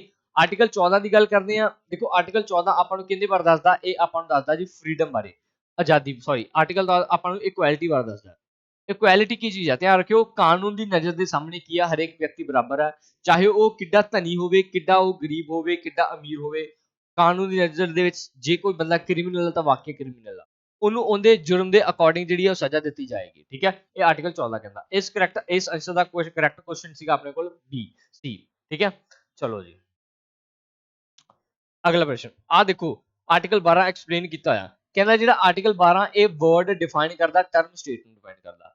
ਕਹਿੰਦੇ ਜੀ ਇਹਦੇ ਅੰਡਰ ਕੀ ਆਉਂਦਾ, ਗਵਰਨਮੈਂਟ ਆਫ ਇੰਡੀਆ ਆਉਂਦੀ ਆ, ਪਾਰਲੀਮੈਂਟ ਜਿਵੇਂ ਮੈਂ ਤੁਹਾਨੂੰ ਪਿੱਛੇ ਦੱਸ ਕੇ ਹਟਿਆ, ਸਾਰੀਆਂ ਲੈਜਿਸਲੇਟਿਵ ਆਉਂਦੀਆਂ, ਆਲ ਜਿੰਨੀਆਂ ਵੀ ਸਾਰੀਆਂ ਲੋਕਲ ਬੋਡੀਜ਼ ਅਥਾਰਟੀਜ਼ ਆ ਉਹ ਸਾਰੀਆਂ ਇਸ ਆਰਟੀਕਲ ਦੇ ਤਹਿਤ ਆ ਜਾਂਦੀਆਂ, ਠੀਕ ਹੈ। ਮਿਊਨਿਸਪੈਲਿਟੀਜ਼ ਹੁੰਦੀਆਂ, ਗ੍ਰਾਮ ਪੰਚਾਇਤਾਂ ਹੁੰਦੀਆਂ, ਜਿੰਨੀਆਂ ਵੀ ਸਰਕਾਰੀ ਕੰਪਨੀਆਂ, ਧਿਆਨ ਰੱਖਿਓ ਸਾਰੀਆਂ ਸਰਕਾਰੀ ਜਿੰਨੀਆਂ ਵੀ ਚੀਜ਼ਾਂ ਉਹ ਸਾਰੀਆਂ ਹੀ ਇੱਕ ਆਰਟੀਕਲ 12 ਤਹਿਤ ਕੀ ਹੈ, ਡਿਫਾਈਨ ਕੀਤੀਆਂ ਗਈਆਂ। ਨੋਟਡ ਆ ਸਾਰੇ ਪੁਆਇੰਟ। ਨੈਕਸਟ ਪੁਆਇੰਟ ਗੱਲ ਕਰਦੇ ਹਾਂ, ਦੇਖੋ ਫੰਡਾਮੈਂਟਲ ਰਾਈਟ ਦਾ ਟੌਪਿਕ ਇੰਨਾ ਕੁ ਜ਼ਿਆਦਾ ਇੰਪੋਰਟੈਂਟ ਹੁੰਦਾ, ਇਹਨੂੰ ਮੈਂ ਅੱਜ ਬਹੁਤ ਵਧੀਆ ਤਰੀਕੇ ਨਾਲ, ਸਿੰਪਲ ਤਰੀਕੇ ਨਾਲ ਕਰਵਾਉਣ ਦੀ ਕੋਸ਼ਿਸ਼ ਕਰ ਰਿਹਾ। ਤੁਸੀਂ ਸਾਰੇ ਬੱਚਿਆਂ ਨੇ ਐਂਡ ਤੱਕ ਕਲਾਸ ਲਗਾਉਣੀ ਆ, ਅਗਰ ਤੁਸੀਂ ਚਾਹੁੰਦੇ ਹੋ ਕਿ ਮੇਰਾ ਕੋਈ ਫੰਡਾਮੈਂਟਲ ਰਾਈਟ ਦੇ ਵਿੱਚੋਂ ਕੁਐਸਚਨ ਗਲਤ ਨਹੀਂ ਹੋਣਾ ਚਾਹੀਦਾ, ਤਾਂ ਇਹ ਇੰਪੋਰਟੈਂਟ ਪੁਆਇੰਟ ਤੁਸੀਂ ਧਿਆਨ ਰੱਖ ਕੇ ਚੱਲਣਾ ਹੈ ਕਿ ਅਸੀਂ ਯਾਰ ਫੰਡਾਮੈਂਟਲ ਰਾਈਟ ਦੇ ਵਿੱਚੋਂ ਹੁਣ ਕੋਈ ਕੁਐਸਚਨ ਜਿਹੜਾ ਇਹ ਕੋਈ ਵੀ ਡਿਕਲੇਅਰ ਜਿਹੜਾ ਨਹੀਂ ਕਰਵਾਉਣਾ, ਠੀਕ ਹੈ, ਗਲਤ ਨਹੀਂ ਕਰਵਾਉਣਾ, ਇਹ ਤੁਸੀਂ ਨੋਟ ਕਰਕੇ ਰੱਖਣਾ। ਪ੍ਰਸ਼ਨ ਕੀ ਕਹਿ ਰਿਹਾ, ਪੜੋ ਜੀ। ਕਹਿੰਦੇ ਇਹਨਾਂ ਵਿੱਚੋਂ ਕਿਹੜਾ ਫੰਡਾਮੈਂਟਲ ਰਾਈਟ ਆ ਜਿਹੜਾ ਦੱਸਦਾ ਇਕੁਐਲਿਟੀ ਬਿਫੋਰ ਲਾ, ਯਾਨੀ ਕਿ ਕਾਨੂੰਨੀ ਨਜ਼ਰ ਸਾਹਮਣੇ ਬਰਾਬਰ ਸਾਰੇ। ਤਾਂ ਧਿਆਨ ਰੱਖਿਓ ਆਰਟੀਕਲ 14 ਕੀ ਦੱਸਦਾ ਜੀ, ਸਾਨੂੰ ਦੱਸਦਾ ਵੀ ਕਾਨੂੰਨੀ ਨਜ਼ਰ ਸਾਹਮਣੇ ਕੀ ਸਾਰੇ ਬਰਾਬਰ ਆ, ਕਾਨੂੰਨ ਆ ਜਿਹੜਾ ਉਹ ਬਰਾਬਰ 13 ਤੋਲਦਾ, ਠੀਕ ਹੈ, ਇਹ ਧਿਆਨ ਰੱਖਿਓ ਜੀ। 13, 14, 15 ਦੀ ਗੱਲ ਕਰਦੇ ਆ, ਦੇਖੋ 15 ਕਹਿੰਦਾ ਜੀ ਕਿਸੇ ਵੀ ਵਿਅਕਤੀ ਨਾਲ ਤੁਸੀਂ ਭੇਦਭਾਵ ਨਹੀਂ ਕਰ ਸਕਦੇ, ਕਿਸੇ ਵੀ ਵਿਅਕਤੀ ਨਾਲ ਭੇਦਭਾਵ ਨਹੀਂ ਕਰ ਸਕਦੇ, ਡਿਸਕ੍ਰਿਮੀਨੇਸ਼ਨ ਆ ਜਿਹੜਾ ਉਹ ਨਹੀਂ ਕੀਤਾ ਜਾ ਸਕਦਾ, ਉਹਦੀ ਕਾਸਟ ਦੇ ਆਧਾਰ ਤੇ, ਉਹਦੇ ਜਾਤ ਦੇ ਆਧਾਰ ਤੇ, ਲਿੰਗ ਦੇ ਆਧਾਰ ਤੇ, ਠੀਕ ਹੈ, ਪਲੇਸ ਆਫ ਬਰਥ ਦੇ ਆਧਾਰ ਤੇ, ਇਹਨਾਂ ਜਿਹੜੇ ਮੇਨ ਜਿਹੜੇ ਕਨਸੈਪਟ ਹੈਗੇ ਇਹਨਾਂ ਦਾ ਤੁਸੀਂ ਭੇਦਭਾਵ ਨਹੀਂ ਕਰ ਸਕਦੇ। 17 ਕੀ ਦੱਸਦਾ, 17 ਦੱਸਦਾ ਜੀ ਅਨਟੱਚੇਬਿਲਿਟੀ ਯਾਨੀ ਕਿ ਛੂਆ-ਛੂਤ ਤੇ ਰੋਕ, ਇਹ ਆਰਟੀਕਲ ਆਪਾਂ ਦੱਸਦਾ ਛੂਆ-ਛੂਤ। 18 ਕੀ ਦੱਸਦਾ ਜੀ, 18 ਦੱਸਦਾ ਜਿਹੜੇ ਵੀ ਟਾਈਟਲ ਹੁੰਦੇ ਸੀ ਨਾ, ਟਾਈਟਲ ਯਾਨੀ ਕਿ ਕੋਈ ਵਿਅਕਤੀ ਆਪਣੇ ਨਾਮ ਦੇ ਮੂਰੇ ਰਾਜਾ, ਮਹਾਰਾਜਾ, ਚੱਕਰਵਰਤੀ, ਅਸ਼ੋਕ, ਇਹੋ ਜਿਹੇ ਜਿੰਨੇ ਵੀ ਇੰਪੋਰਟੈਂਟ ਟੌਪਿਕ ਟਾਈਟਲ ਲਗਾਉਂਦਾ ਸੀ ਸਾਰੇ ਕੀ ਆ ਖਤਮ ਕਰ ਦਿੱਤੇ ਗਏ ਆ ਆਰਟੀਕਲ 18 ਦੇ ਤਹਿਤ। ਇਸ ਕੁਐਸਚਨ ਦਾ ਕਰੈਕਟ ਆਨਸਰ ਬੀ ਸੀਗਾ ਆਪਣੇ ਕੋਲ। ਹੁਣ ਮੋਸਟ ਇੰਪੋਰਟੈਂਟ ਗੱਲ ਕਰਦੇ ਆ, ਦੇਖੋ ਕਹਿੰਦੇ ਜੀ ਜਿਹੜਾ ਆਪਾਂ ਕਨਸੈਪਟ ਆ ਕਹਿੰਦਾ ਇਕੁਐਲਿਟੀ ਬਿਫੋਰ ਲਾ, ਇਕੁਐਲਿਟੀ ਬਿਫੋਰ ਲਾ ਦਾ ਮਤਲਬ ਕਾਨੂੰਨ ਦੇ ਸਾਹਮਣੇ ਸਾਰੇ ਬਰਾਬਰ ਆ, ਇਹ ਲਿਆਂਦਾ ਗਿਆ ਬ੍ਰਿਟੇਨ ਤੋਂ। ਤੇ ਜਿਹੜੀ ਇੰਪੋਰਟੈਂਟ ਗੱਲ ਆ ਵੀ ਇਕੁਅਲ ਪ੍ਰੋਟੈਕਸ਼ਨ ਆਫ ਲਾ, ਯਾਨੀ ਕਿ ਹਰੇਕ ਵਿਅਕਤੀ ਨੂੰ ਬਰਾਬਰ ਜਿਹੜਾ ਨਿਆਂ ਦਾ ਅਧਿਕਾਰ ਹੈ, ਯਾਨੀ ਕਿ ਬਰਾਬਰ ਫ੍ਰੀ ਸਲਾਹ ਦਾ ਅਧਿਕਾਰ ਹੈ, ਠੀਕ ਹੈ, ਕਾਨੂੰਨੀ। ਇਹ ਸਾਰੇ ਇੰਪੋਰਟੈਂਟ ਟੌਪਿਕ ਆ, ਆਪਾਂ ਕਿੱਥੋਂ ਲੈ ਗਏ ਆ, USA ਤੋਂ ਲੈ, ਠੀਕ ਹੈ। ਜਿਹੜਾ ਵੀ ਜ਼ਿਆਦਾਤਰ ਇਹ ਧਿਆਨ ਰੱਖਣਾ, ਜਿਹੜਾ ਵੀ ਇਹਨੂੰ ਯਾਦ ਕਰਨ ਦਾ ਸੌਖਾ ਤਰੀਕਾ ਹੈ, ਜੋ ਵੀ ਜੁਡੀਸ਼ਰੀ ਦਾ ਕੰਸੈਪਟ ਹੋਏਗਾ ਨਾ, ਜੁਡੀਸ਼ਰੀ ਦਾ ਕੰਸੈਪਟ ਆਪਾਂ ਸਾਰਾ ਕਿੰਨੇ ਤੋਂ ਲੈ ਕੇ ਆਂਦਾ, USA ਤੋਂ ਲੈ ਕੇ। ਕਲੀਅਰ ਹੈ ਜੀ, ਆ ਸਾਰੇ ਆਰਟੀਕਲ ਸੀਗੇ। ਚੱਲਦੇ ਅੱਗੇ, ਆ ਸਲਾਈਡ ਤੇ ਆ ਜਾਓ। ਦੇਖੋ ਆਰਟੀਕਲ 14 ਕੀ ਕਹਿੰਦਾ, ਕਹਿੰਦੇ ਆਰਟੀਕਲ 14 ਇਹ ਕਹਿੰਦਾ ਵੀ ਕੋਈ ਵੀ ਜਿਹੜਾ ਨਾਗਰਿਕ ਆ ਉਹ ਇੱਕ ਸਾਰੇ ਬੰਦੇ ਕੀ ਆ ਕਾਨੂੰਨ ਦੇ ਸਾਹਮਣੇ ਬਰਾਬਰ ਆ, ਕੋਈ ਵੀ ਇਹ ਨਹੀਂ ਕਹਿ ਸਕਦਾ ਕਿ ਮੇਰੇ ਕੋਲ ਵੱਧ ਪੈਸਾ ਤਾਂ ਮੈਂ ਕਾਨੂੰਨ ਨੂੰ ਖਰੀਦ ਸਕਦਾ, ਕੋਈ ਵੀ ਨਹੀਂ ਖਰੀਦ ਸਕਦਾ, ਠੀਕ ਹੈ। ਤੇ ਹਰੇਕ ਵਿਅਕਤੀ ਨੂੰ ਇਕੁਅਲ ਪ੍ਰੋਟੈਕਸ਼ਨ ਆਫ ਲਾ, ਯਾਨੀ ਕਿ ਕਾਨੂੰਨ ਦੇ ਲਈ ਕੀ ਆ ਬਰਾਬਰ ਸਲਾਹ ਦਾ ਅਧਿਕਾਰ ਆ, ਉਹਨੂੰ ਬਰਾਬਰ ਨਿਆਂ ਦਾ ਅਧਿਕਾਰ ਹੈ। 15 ਕੀ ਕਹਿੰਦਾ ਜੀ, ਕਿਸੇ ਵੀ ਵਿਅਕਤੀ ਨਾਲ ਤੁਸੀਂ ਕੀ ਆ ਡਿਸਕ੍ਰਿਮੀਨੇਸ਼ਨ ਯਾਨੀ ਕਿ ਪ੍ਰੋਹਿਬਿਸ਼ਨ, ਡਿਸਕ੍ਰਿਮੀਨੇਟ ਨਹੀਂ ਕਰ ਸਕਦੇ, ਰੋਕ ਲਗਾਈ ਗਈ ਹੈ, ਪ੍ਰੋਹਿਬਿਟ ਕੀਤਾ ਗਿਆ, ਕਿਹੜੇ ਉਹਦੇ ਧਰਮ ਦੇ ਆਧਾਰ ਤੇ, ਰਿਲੀਜਨ, ਰੇਸ ਦੇ ਆਧਾਰ ਤੇ, ਕਾਸਟ ਦੇ ਆਧਾਰ ਤੇ, ਸੈਕਸ ਦੇ ਆਧਾਰ ਤੇ, ਜਾਂ ਉਹਨਾਂ ਦੇ ਜਿਹੜੇ ਜਨਮ ਪਲੇਸ ਆ ਉਹਨਾਂ ਆਧਾਰ ਤੇ, ਕਿਸੇ ਵੀ ਆਧਾਰ ਤੇ ਜਿਹੜਾ ਡਿਸਕ੍ਰਿਮੀਨੇਸ਼ਨ ਨਹੀਂ ਕੀਤਾ ਜਾ ਸਕਦਾ। 16 ਕੀ ਕਹਿੰਦਾ, ਦੇਖੋ 16 ਇਹ ਕਹਿੰਦਾ ਵੀ ਜਿਹੜੀ ਕੋਈ ਵੀ ਸਰਕਾਰੀ ਨੌਕਰੀ ਹੈਗੀ ਨੇ ਪਬਲਿਕ ਇੰਪਲੋਇਮੈਂਟ, ਉਹਦੇ ਵਿੱਚ ਆਵੇਦਨ ਦੇਣ ਦਾ ਹਰੇਕ ਬੰਦੇ ਨੂੰ ਅਧਿਕਾਰ ਹੈ, ਠੀਕ ਹੈ। ਤੇ ਸਾਰਿਆਂ ਦੀ ਜਿਹੜੀ ਅਪਾਇੰਟਮੈਂਟ ਆ ਉਹ ਜਿਹੜੀ ਨਿਯੁਕਤੀ ਹੈ ਜਿਹੜੀ ਇਹ ਸਰਕਾਰ ਆ ਜਿਹੜੀ ਉਹਨਾਂ ਵੱਲੋਂ ਕੀਤੀ ਜਾ ਸਕਦੀ ਹੈ, ਠੀਕ ਹੈ। ਯਾਨੀ ਕਿ ਕਹਿਣ ਦਾ ਮਤਲਬ ਇਹ ਆ ਸਰਕਾਰੀ ਨੌਕਰੀਆਂ ਦੇ ਵਿੱਚ ਹਰੇਕ ਵਿਅਕਤੀ ਨੂੰ ਬਰਾਬਰ ਨਿਆਂ ਦਾ ਅਧਿਕਾਰ ਹੈ। ਇਹ ਤਾਂ ਹੀ ਜਿਹੜੀ ਰਿਜ਼ਰਵੇਸ਼ਨ ਜਿਹੜੀ ਹੈ ਅਲਾਟ ਕੀਤੀ ਗਈ ਹੈ, ਠੀਕ ਹੈ। ਇਹ ਧਿਆਨ ਰੱਖੋ, ਰਿਜ਼ਰਵੇਸ਼ਨ ਬਾਰੇ ਵੀ ਆਪਾਂ ਨੂੰ ਆਰਟੀਕਲ 16 ਦੱਸਦਾ ਹੈ। ਆਰਟੀਕਲ 17 ਕੀ ਦੱਸਦਾ, ਅਨਟੱਚੇਬਿਲਿਟੀ ਬਾਰੇ ਦੱਸਦਾ। ਅਨਟੱਚੇਬਿਲਿਟੀ ਯਾਨੀ ਕਿ ਛੂਆ-ਛੂਤ, ਕੋਈ ਵੀ ਇੱਕ ਵਿਅਕਤੀ ਦੂਜੇ ਵਿਅਕਤੀ ਨਾਲ ਛੂਆ-ਛੂਤ ਨਹੀਂ ਕਰ ਸਕਦਾ, ਠੀਕ ਹੈ। ਛੂਆ-ਛੂਤ ਨਹੀਂ ਕਰ ਸਕਦਾ, ਉਹਦੇ ਨਾਲ ਕਿਸੇ ਤਰ੍ਹਾਂ ਦਾ ਡਿਸਕ੍ਰਿਮੀਨੇਸ਼ਨ ਨਹੀਂ ਕਰ ਸਕਦਾ। ਉਹਦੇ ਕੱਪੜਿਆਂ ਦੇ ਆਧਾਰ ਤੇ ਵੀ ਉਹ ਗੰਦੇ ਮੈਲੇ ਕੱਪੜੇ ਪਾਏ ਹੋਏ ਆ, ਪੁਰਾਣੇ ਕੱਪੜੇ ਪਾਏ ਹੋਏ ਆ, ਸੋਹਣੇ ਕੱਪੜੇ ਨਹੀਂ ਪਾਏ, ਇਸ ਤਰੀਕੇ ਨਾਲ, ਠੀਕ ਹੈ ਜੀ। ਉਸ ਤੋਂ ਬਾਅਦ 18 ਦੀ ਗੱਲ ਕਰਦੇ ਆ। 18 ਦੇ ਵਿੱਚ ਕਹਿੰਦੇ ਜੀ ਜਿਹੜੇ ਟਾਈਟਲ ਆ ਇਹਨਾਂ ਦਾ ਕੀ ਆ, ਖਾਤਮਾ ਕੀਤਾ ਗਿਆ। ਸਿਰਫ ਦੋ ਤਰ੍ਹਾਂ ਦੇ ਟਾਈਟਲ ਆ ਜਿਹੜੇ ਬਾਕੀ ਰਹਿ ਚੁੱਕੇ ਹਨ, ਇੱਕ ਮਿਲਟਰੀ ਵਾਲੇ ਤੇ ਇੱਕ ਅਕੈਡਮਿਕ। ਦੇਖੋ ਮਿਲਟਰੀ ਵਾਲੇ ਦੇ ਵਿੱਚ ਤੁਸੀਂ ਕੀ ਲਗਾ ਸਕਦੇ ਹੋ ਆਪਣੇ ਨਾਮ ਦੇ ਨਾਲ ਕਰਨਲ ਸਾਹਿਬ, ਜਨਰਲ ਸਾਹਿਬ, ਮੇਜਰ ਸਾਹਿਬ, ਕੈਪਟਨ ਸਾਹਿਬ, ਇਸ ਤਰੀਕੇ ਦੇ ਜਿਹੜੇ ਆ ਇਹ ਟਾਈਟਲ ਲਗਾਏ ਜਾ ਸਕਦੇ ਆ। ਅਕੈਡਮਿਕ ਦੀ ਗੱਲ ਕਰਦੇ ਆ, ਜਿਹੜੇ ਅਕੈਡਮਿਕ ਹੁੰਦੇ ਆ ਪੜ੍ਹਾਈ ਵਾਲੇ ਦੇ ਵਿੱਚ ਤੁਸੀਂ ਦੋ ਤਰ੍ਹਾਂ ਦੇ ਟਾਈਟਲ ਲਗਾ ਸਕਦੇ ਆ। ਇੱਕ ਤਾਂ ਡਾਕਟਰ ਸਾਹਿਬ ਲਗਾ ਸਕਦੇ ਹੋ ਨਾਮ ਦੇ ਮੂਹਰੇ, ਇੱਕ ਲਗਾ ਸਕਦੇ ਆ ਪ੍ਰੋਫੈਸਰ ਸਾਹਿਬ, ਠੀਕ ਹੈ ਜੀ। ਇਹ ਇੰਪੋਰਟੈਂਟ ਟੌਪਿਕ ਨੇ, ਤੁਸੀਂ ਧਿਆਨ ਰੱਖਣੇ। ਚਲੋ ਨੈਕਸਟ ਗੱਲ ਕਰਦੇ ਆ। ਦੇਖੋ ਆਰਟੀਕਲ 15 ਆਪਾਂ ਨੂੰ ਕਾਫੀ ਤਰ੍ਹਾਂ ਦੀ ਜਿਹੜੀ ਡਿਸਕ੍ਰਿਮੀਨੇਸ਼ਨ ਤੋਂ ਰੋਕਦਾ ਵੀ। ਇਹ ਕਹਿੰਦਾ ਜੀ ਮੇਨ ਗਰਾਊਂਡਸ ਆ ਇਹਦੇ ਕਿਹੜੇ religion, race, caste, place of birth, sex, ਇਹਨਾਂ ਦੇ ਆਧਾਰ ਤੇ ਕਿ ਤੁਸੀਂ ਕਿਸੇ ਨਾਲ ਡਿਸਕ੍ਰਿਮੀਨੇਸ਼ਨ ਨਹੀਂ ਕਰ ਸਕਦੇ। ਕਹਿੰਦੇ ਜੀ ਹਰੇਕ ਵਿਅਕਤੀ ਆ ਜਿਹੜਾ ਇਹ ਤੁਸੀਂ ਕਹਿੰਦੇ ਕਿਸੇ ਨਾਲ ਡਿਸਕ੍ਰਿਮੀਨੇਸ਼ਨ ਨਹੀਂ ਕੀਤਾ ਸਕਦਾ। ਇਹ ਕਾਹਦੇ ਆਧਾਰ ਤੇ, ਇਹ ਮੇਨ ਜਿਹੜੇ ਕੌਜ਼ ਆ ਇਹਨਾਂ ਦੇ ਆਧਾਰ ਤੇ। ਦੂਜੀ ਗੱਲ ਕਰਦੇ ਆ, ਕਹਿੰਦੇ ਜੀ ਕਿਸੇ ਵੀ ਆਧਾਰ ਉਹਨਾਂ ਜਿਹੜੇ ਪਰਸਨ ਆ ਉਹਨਾਂ ਨਾਲ ਤੁਸੀਂ ਭੇਦਭਾਵ ਨਹੀਂ ਕਰ ਸਕਦੇ। ਕਿਹਦੇ ਆਧਾਰ ਤੇ, to the subject of any disability, ਯਾਨੀ ਕਿ ਕੋਈ ਵਿਅਕਤੀ ਹੈ ਜਿਹੜਾ ਉਹ ਅੰਗਹੀਨ ਹੈ ਜਾਂ ਉਹਦੀ ਕੋਈ ਲਾਇਬਿਲਿਟੀ ਹੈ ਜਾਂ ਕੋਈ ਦੂਸਰਾ ਦੇਣਦਾਰ ਹੈ, ਠੀਕ ਹੈ। ਇਸ ਤਰੀਕੇ ਨਾਲ ਆ ਸਾਰੇ ਜਿਹੜੇ ਕਲੌਜ਼ ਆ ਇਹ ਤੁਸੀਂ ਪੜ੍ਹ ਲੈਣੇ ਆ, ਠੀਕ ਹੈ। ਇਹ ਇੰਪੋਰਟੈਂਟ ਕਲੌਜ਼ ਨੇ, ਸਾਰੇ ਇੰਪੋਰਟੈਂਟ। ਚੱਲਦੇ ਆ ਅਗਲੇ ਪ੍ਰਸ਼ਨ ਤੇ। ਅਗਲਾ ਪ੍ਰਸ਼ਨ ਕੀ ਕਹਿ ਰਿਹਾ, ਕਹਿੰਦਾ ਜੀ ਇਹਨਾਂ ਵਿੱਚੋਂ ਕਿਹੜਾ ਐਸਾ ਆਰਟੀਕਲ ਆ ਕਨਸਟੀਟਿਊਸ਼ਨ ਦਾ ਜਿਹੜਾ ਦੱਸਦਾ ਆਪਾਂ ਨੂੰ ਰਿਜ਼ਰਵੇਸ਼ਨ ਬਾਰੇ ਦੱਸਦਾ ਕਿ ਐਜੂਕੇਸ਼ਨ ਇੰਸਟੀਟਿਊਟ ਆ ਜਿਹੜੇ ਇਨਕਲੂਡਿੰਗ ਉਹ ਜਿਹੜੇ ਪ੍ਰਾਈਵੇਟ ਆ SC ST ਤੇ OBC ਵਾਸਤੇ ਸਪੈਸ਼ਲ ਬਣਾਏ ਗਏ ਆ, ਠੀਕ ਹੈ। ਕਿਹੜਾ ਆਰਟੀਕਲ ਦੱਸਦਾ, ਧਿਆਨ ਰੱਖਿਓ। ਜਿਵੇਂ ਮੈਂ ਤੁਹਾਨੂੰ ਪਿੱਛੇ ਹੁਣੇ ਦੱਸ ਕੇ ਟਿਆ, ਆਰਟੀਕਲ 16 ਇਹ ਦੱਸਦਾ ਕਿ ਹਰੇਕ ਬੰਦੇ ਨੂੰ ਬਰਾਬਰ ਨਿਆਂ ਦਾ ਅਧਿਕਾਰ ਆ। ਤੇ ਆਰਟੀਕਲ 16D ਦੇ ਵਿੱਚ ਹੀ ਕਿਹਾ ਗਿਆ ਕਿ ਕੋਈ ਵੀ ਵਿਅਕਤੀ ਆ ਉਸ ਬੰਦੇ ਨੂੰ ਜਿਹੜਾ SC ਤੇ ST ਕੈਟਾਗਰੀ ਹੋਣ ਦਾ ਜਿਹੜਾ ਇਹ ਫਾਇਦਾ ਹੈ ਕਿ ਉਹ ਵਿਅਕਤੀ ਜਿਹੜਾ ਉਹ ਪੂਰਨ ਰੂਪ ਵਿੱਚ ਕੀ ਆ, ਮੇਨ ਰੂਪ ਤੇ ਕੀ ਕਰ ਸਕਦਾ, ਸਰਕਾਰੀ ਨੌਕਰੀ ਵਿੱਚ ਭਾਗੀਦਾਰੀ ਜਿਹੜੀ ਉਹ ਆਪਦੀ ਲੈ ਸਕਦਾ। ਆਰਟੀਕਲ 16, ਠੀਕ ਹੈ, ਇਕੁਅਲ ਓਪਰਚੁਨਿਟੀ। ਨੈਕਸਟ ਪ੍ਰਸ਼ਨ ਕੀ ਕਹਿ ਰਿਹਾ ਜੀ, ਨੈਕਸਟ ਪ੍ਰਸ਼ਨ ਕੀ ਕਹਿ ਰਿਹਾ, ਕਹਿੰਦਾ ਜੀ ਭਾਰਤ ਦੇ ਸੰਵਿਧਾਨ ਦੀ ਹੇਠ ਲਿਖਿਆਂ ਵਿੱਚੋਂ ਧਾਰਾ ਵਿੱਚੋਂ ਕਿਹੜੀ ਅਛੂਤਤਾ ਨੂੰ ਖਤਮ ਕਰਦੀ ਹੈ, ਅਬੋਲਿਸ਼ਨ ਖਤਮ ਕਰਦੀ ਹੈ। ਟਾਈਟਲ ਕਾਹਦਾ ਜੀ, ਅਨਟੱਚੇਬਿਲਿਟੀ ਦਾ। ਧਿਆਨ ਰੱਖਿਓ ਆਰਟੀਕਲ ਜਿਹੜਾ 17 ਇੱਕ ਕਿਹਦੇ ਬਾਰੇ ਦੱਸਦਾ, ਅਨਟੱਚੇਬਿਲਿਟੀ ਬਾਰੇ ਦੱਸਦਾ। ਆਪਾਂ ਕਿਸੇ ਵੀ ਦੂਜੇ ਵਿਅਕਤੀ ਨਾਲ ਛੂਆ-ਛੂਤ ਨਹੀਂ ਕਰ ਸਕਦੇ। ਉਹਦੀ ਜਾਤ ਦੇ ਆਧਾਰ ਤੇ ਕੋਈ ਉੱਚਾ ਕੋਈ ਨੀਵਾਂ ਇਹਦੇ ਨਾਲ ਡਿਸਕ੍ਰਿਮੀਨੇਸ਼ਨ ਨਹੀਂ ਕੀਤਾ ਜਾ ਸਕਦਾ। ਆਰਟੀਕਲ 18 ਕੀ ਦੱਸਦਾ ਜੀ ਆਪਾਂ ਨੂੰ, ਆਰਟੀਕਲ 18 ਦੱਸਦਾ ਆਪਾਂ ਨੂੰ ਜਿਹੜੇ ਟਾਈਟਲ ਹੈ ਇਹ ਖਤਮ ਕਰ ਦਿੱਤੇ ਗਏ ਹਨ। ਆਰਟੀਕਲ 19 ਕੀ ਦੱਸਦਾ ਜੀ, ਆਰਟੀਕਲ ਆਪਣਾ 19 ਦੱਸਦਾ ਵੇਰੀਅਸ ਟਾਈਪ ਆਫ ਫਰੀडम, ਆਜ਼ਾਦੀ ਦੇ ਅਧਿਕਾਰ ਦੱਸਦਾ। 20 ਕੀ ਦੱਸਦਾ, 20 ਦੱਸਦਾ ਜੀ ਆਪਣੇ ਜਿਹੜੇ ਕੋਈ ਕ੍ਰਿਮੀਨਲ ਹੁੰਦੇ ਆ, ਕ੍ਰਿਮੀਨਲਸ ਦੇ ਵੀ ਫੰਡਾਮੈਂਟਲ ਰਾਈਟਸ ਹੁੰਦੇ ਹਨ। ਇਹ ਵੀ ਤੁਸੀਂ ਧਿਆਨ ਰੱਖਣਾ, ਠੀਕ ਹੈ। ਇਹ ਇੰਪੋਰਟੈਂਟ ਆਰਟੀਕਲ ਆ।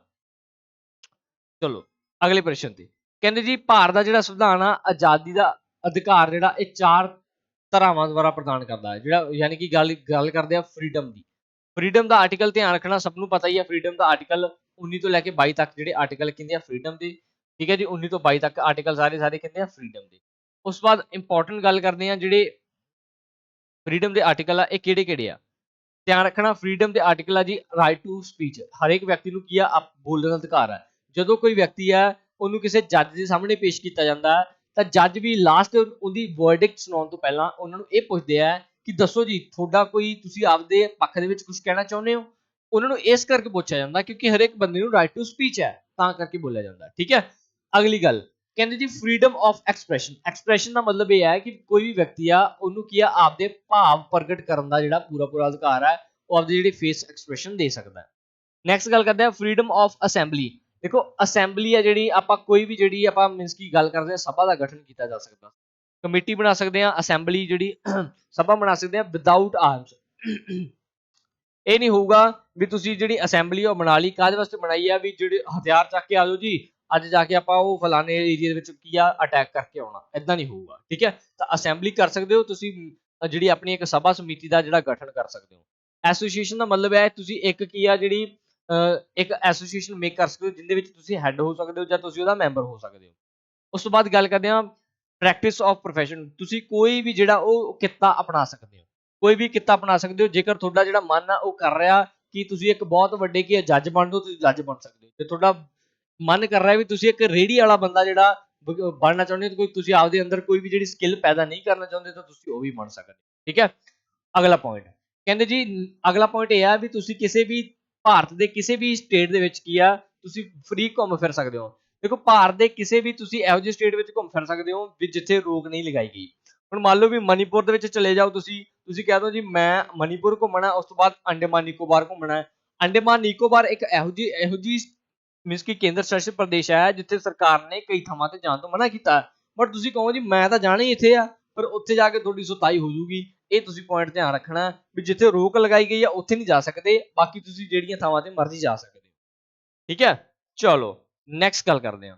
ਕਹਿੰਦੇ ਜੀ ਇਹਨਾਂ ਵਿੱਚੋਂ ਕਿਹੜਾ ਆਰਟੀਕਲ ਆ ਜਿਹੜਾ ਕਨਸਟੀਟਿਊਸ਼ਨ ਦਾ ਇਹ ਰਿਲੇਟ ਕਰਦਾ ਕਿਹਦੇ ਨਾਲ, ਫਰੀडम ਆਫ ਪ੍ਰੈਸ, ਪ੍ਰੈਸ ਦੀ ਆਜ਼ਾਦੀ ਬਾਰੇ ਕਿਹੜਾ ਆਰਟੀਕਲ ਦੱਸਦਾ। ਧਿਆਨ ਰੱਖਿਓ ਪ੍ਰੈਸ ਦੀ ਆਜ਼ਾਦੀ ਬਾਰੇ ਦੱਸਦਾ ਆਪਾਂ ਨੂੰ ਆਰਟੀਕਲ 19A। ਠੀਕ ਹੈ ਜੀ। ਆਰਟੀਕਲ 19 ਆਪਾਂ ਨੂੰ ਕੀ ਦੱਸਦਾ, ਪ੍ਰੈਸ ਦੀ ਆਜ਼ਾਦੀ ਤੇ ਰੋਕ ਹੈ। ਠੀਕ ਹੈ ਜੀ। ਪ੍ਰੈਸ ਪੂਰਨ ਰੂਪ ਵਿੱਚ ਆਜ਼ਾਦ ਹੈ।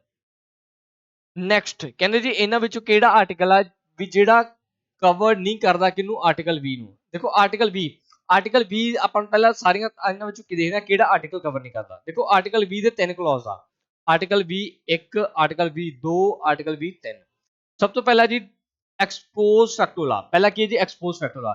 ਐਕਸਪੋਜ਼ ਫੈਕਟੋ ਲਾ ਦਾ ਮਤਲਬ ਸਮਝੋ ਵੀ ਕਈ ਬੱਚਿਆਂ ਨੂੰ ਜਿਨ੍ਹਾਂ ਨੂੰ ਨਹੀਂ ਪਤਾ ਵੀ ਦੇਖੋ ਐਕਸਪੋਜ਼ ਫੈਕਟੋ ਲਾ ਦਾ ਮਤਲਬ ਇਹ ਹੈ ਕਿ ਇੱਕ ਵਿਅਕਤੀ ਆ ਜੇਕਰ ਕਿਸੇ ਵਿਅਕਤੀ ਨੇ 2020 ਦੇ ਵਿੱਚ ਕੋਈ ਕ੍ਰਾਈਮ ਕੀਤਾ ਸੀ ਬਟ ਉਹ ਉਸ ਸਮੇਂ ਫੜਿਆ ਨਹੀਂ ਗਿਆ, 2022 ਦੇ ਵਿੱਚ ਜਿਹੜਾ ਕਾਨੂੰਨ ਦੇ ਵਿੱਚ ਬਦਲਾਅ ਆ ਗਿਆ, ਕਾਨੂੰਨ ਵਿੱਚ ਬਦਲਾਅ ਆਉਣ ਕਰਕੇ ਜਿਹੜੀ ਇਹਦੀ ਪਹਿਲਾ ਸਜ਼ਾ 5 ਸਾਲ ਸੀ, ਇਹਨਾਂ ਨੇ ਕੀ ਨਹੀਂ ਕਰਤੀ 10 ਸਾਲ ਕਰਤੀ। ਫਿਰ ਉਹ ਜਾ ਕੇ ਫੜਿਆ ਗਿਆ 2024 ਦੇ ਵਿੱਚ ਪਰਸਨ, ਬਾਹਰਲੇ ਦੇਸ਼ ਚਲਾ ਗਿਆ ਸੀ, 2024 ਚ ਵਾਪਸ ਆਇਆ। ਹੁਣ ਪੁਲਿਸ ਨੇ ਉਹਨੂੰ ਧੱਤ ਬੁੱਚਿਆ, ਧੌਣ ਤੋਂ ਫੜ ਕੇ 에ਅਰਪੋਰਟ ਤੇ ਨੱਪ ਲਿਆ ਵੀ ਹਾਂ ਕਾਕਾ 2020 ਦੇ ਵਿੱਚ ਤੂੰ ਕਤਲ ਕਰਕੇ ਭੱਜਿਆ ਸੀ, ਤੈਨੂੰ ਅੱਜ ਅਸੀਂ ਫੜਦੇ ਹਾਂ ਉਸ ਕੇਸ ਦੇ ਜੁਰਮ ਵਿੱਚ। ਤਾਂ ਹੁਣ ਉਹਨੂੰ ਜਿਹੜੀ ਸਜ਼ਾ ਮਿਲੂਗੀ ਉਹ 2020 ਦੇ ਅਕੋਰਡਿੰਗ ਮਿਲੂਗੀ। ਇਹ ਤੁਸੀਂ ਪੁਆਇੰਟ ਧਿਆਨ ਰੱਖਣਾ। ਇਹਨੂੰ ਐਕਸਪੋਜ਼ ਫੈਕਟੋ ਲਾ ਬੋਲਦੇ ਆ। ਡਬਲ ਜਿਓਪਾਰਡੀ ਦਾ ਮਤਲਬ ਇਹ ਹੈ ਵੀ ਇੱਕ ਵਿਅਕਤੀ ਨੂੰ 2 ਵਾਰ ਜਿਹੜੀ ਫਾਂਸੀ ਆ ਉਹ ਨਹੀਂ ਦਿੱਤੀ ਜਾ ਸਕਦੀ।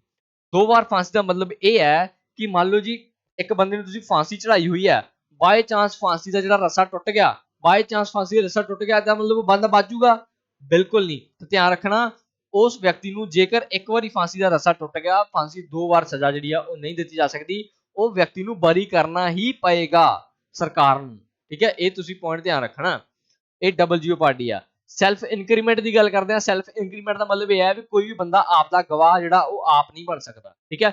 ਇਹ ਜਿਹੜੇ 3 ਆਰਟੀਕਲ ਆ ਇਹ 20 ਕਲੌਜ਼ 21 1 ਦੇ ਵਿੱਚ ਹੈ, ਧਿਆਨ ਰੱਖਣਾ। ਇਹ 2 ਦੇ ਵਿੱਚ ਹੈ ਤੇ ਇਹ 3 ਦੇ ਵਿੱਚ ਹੈ। ਕਿਹੜਾ ਨਹੀਂ ਹੈਗਾ ਇਹ ਆਰਟੀਕਲ, ਜਿਹੜਾ ਆਨਸਰ ਕਰੈਕਟ ਆ ਆਪਣਾ ਇਹ ਆਨਸਰ ਕਰੈਕਟ ਆ, ਇਹ 20 ਸਬ ਕਲੌਜ਼ ਦੇ ਅੰਡਰ ਨਹੀਂ ਆਉਂਦਾ। ਠੀਕ ਹੈ। ਇਹ ਤਿੰਨੇ ਇੰਪੋਰਟੈਂਟ ਆਰਟੀਕਲ ਆ ਜਿਹੜੇ ਮੈਂ ਦੱਸਦੇ ਆ। ਠੀਕ ਹੈ ਜੀ। ਚਲੋ ਆ ਉਹੀ ਚੀਜ਼ ਦੱਸੀ ਹੋਈ ਹੈ। ਠੀਕ ਹੈ। ਬਾਕੀ ਮੈਂ ਤੁਹਾਨੂੰ ਐਕਸਪਲੇਨ ਕਰ ਚੁੱਕਿਆ।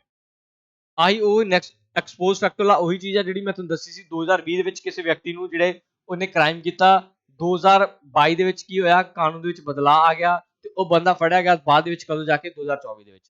ਹੁਣ ਇਹਨੂੰ ਜਿਹੜੀ ਸਜ਼ਾ ਨਵੇਂ ਕਾਨੂੰਨ ਦੇ ਮੁਤਾਬਿਕ ਨਹੀਂ ਮਿਲੇਗੀ, ਇਹਨੂੰ ਕਦੋਂ ਮਿਲੂਗੀ, ਜਦੋਂ ਇਸ ਬੰਦੇ ਨੇ ਉਹ ਕ੍ਰਾਈਮ ਕੀਤਾ ਸੀ। ਇਹ ਇੰਪੋਰਟੈਂਟ ਪੁਆਇੰਟ ਆ।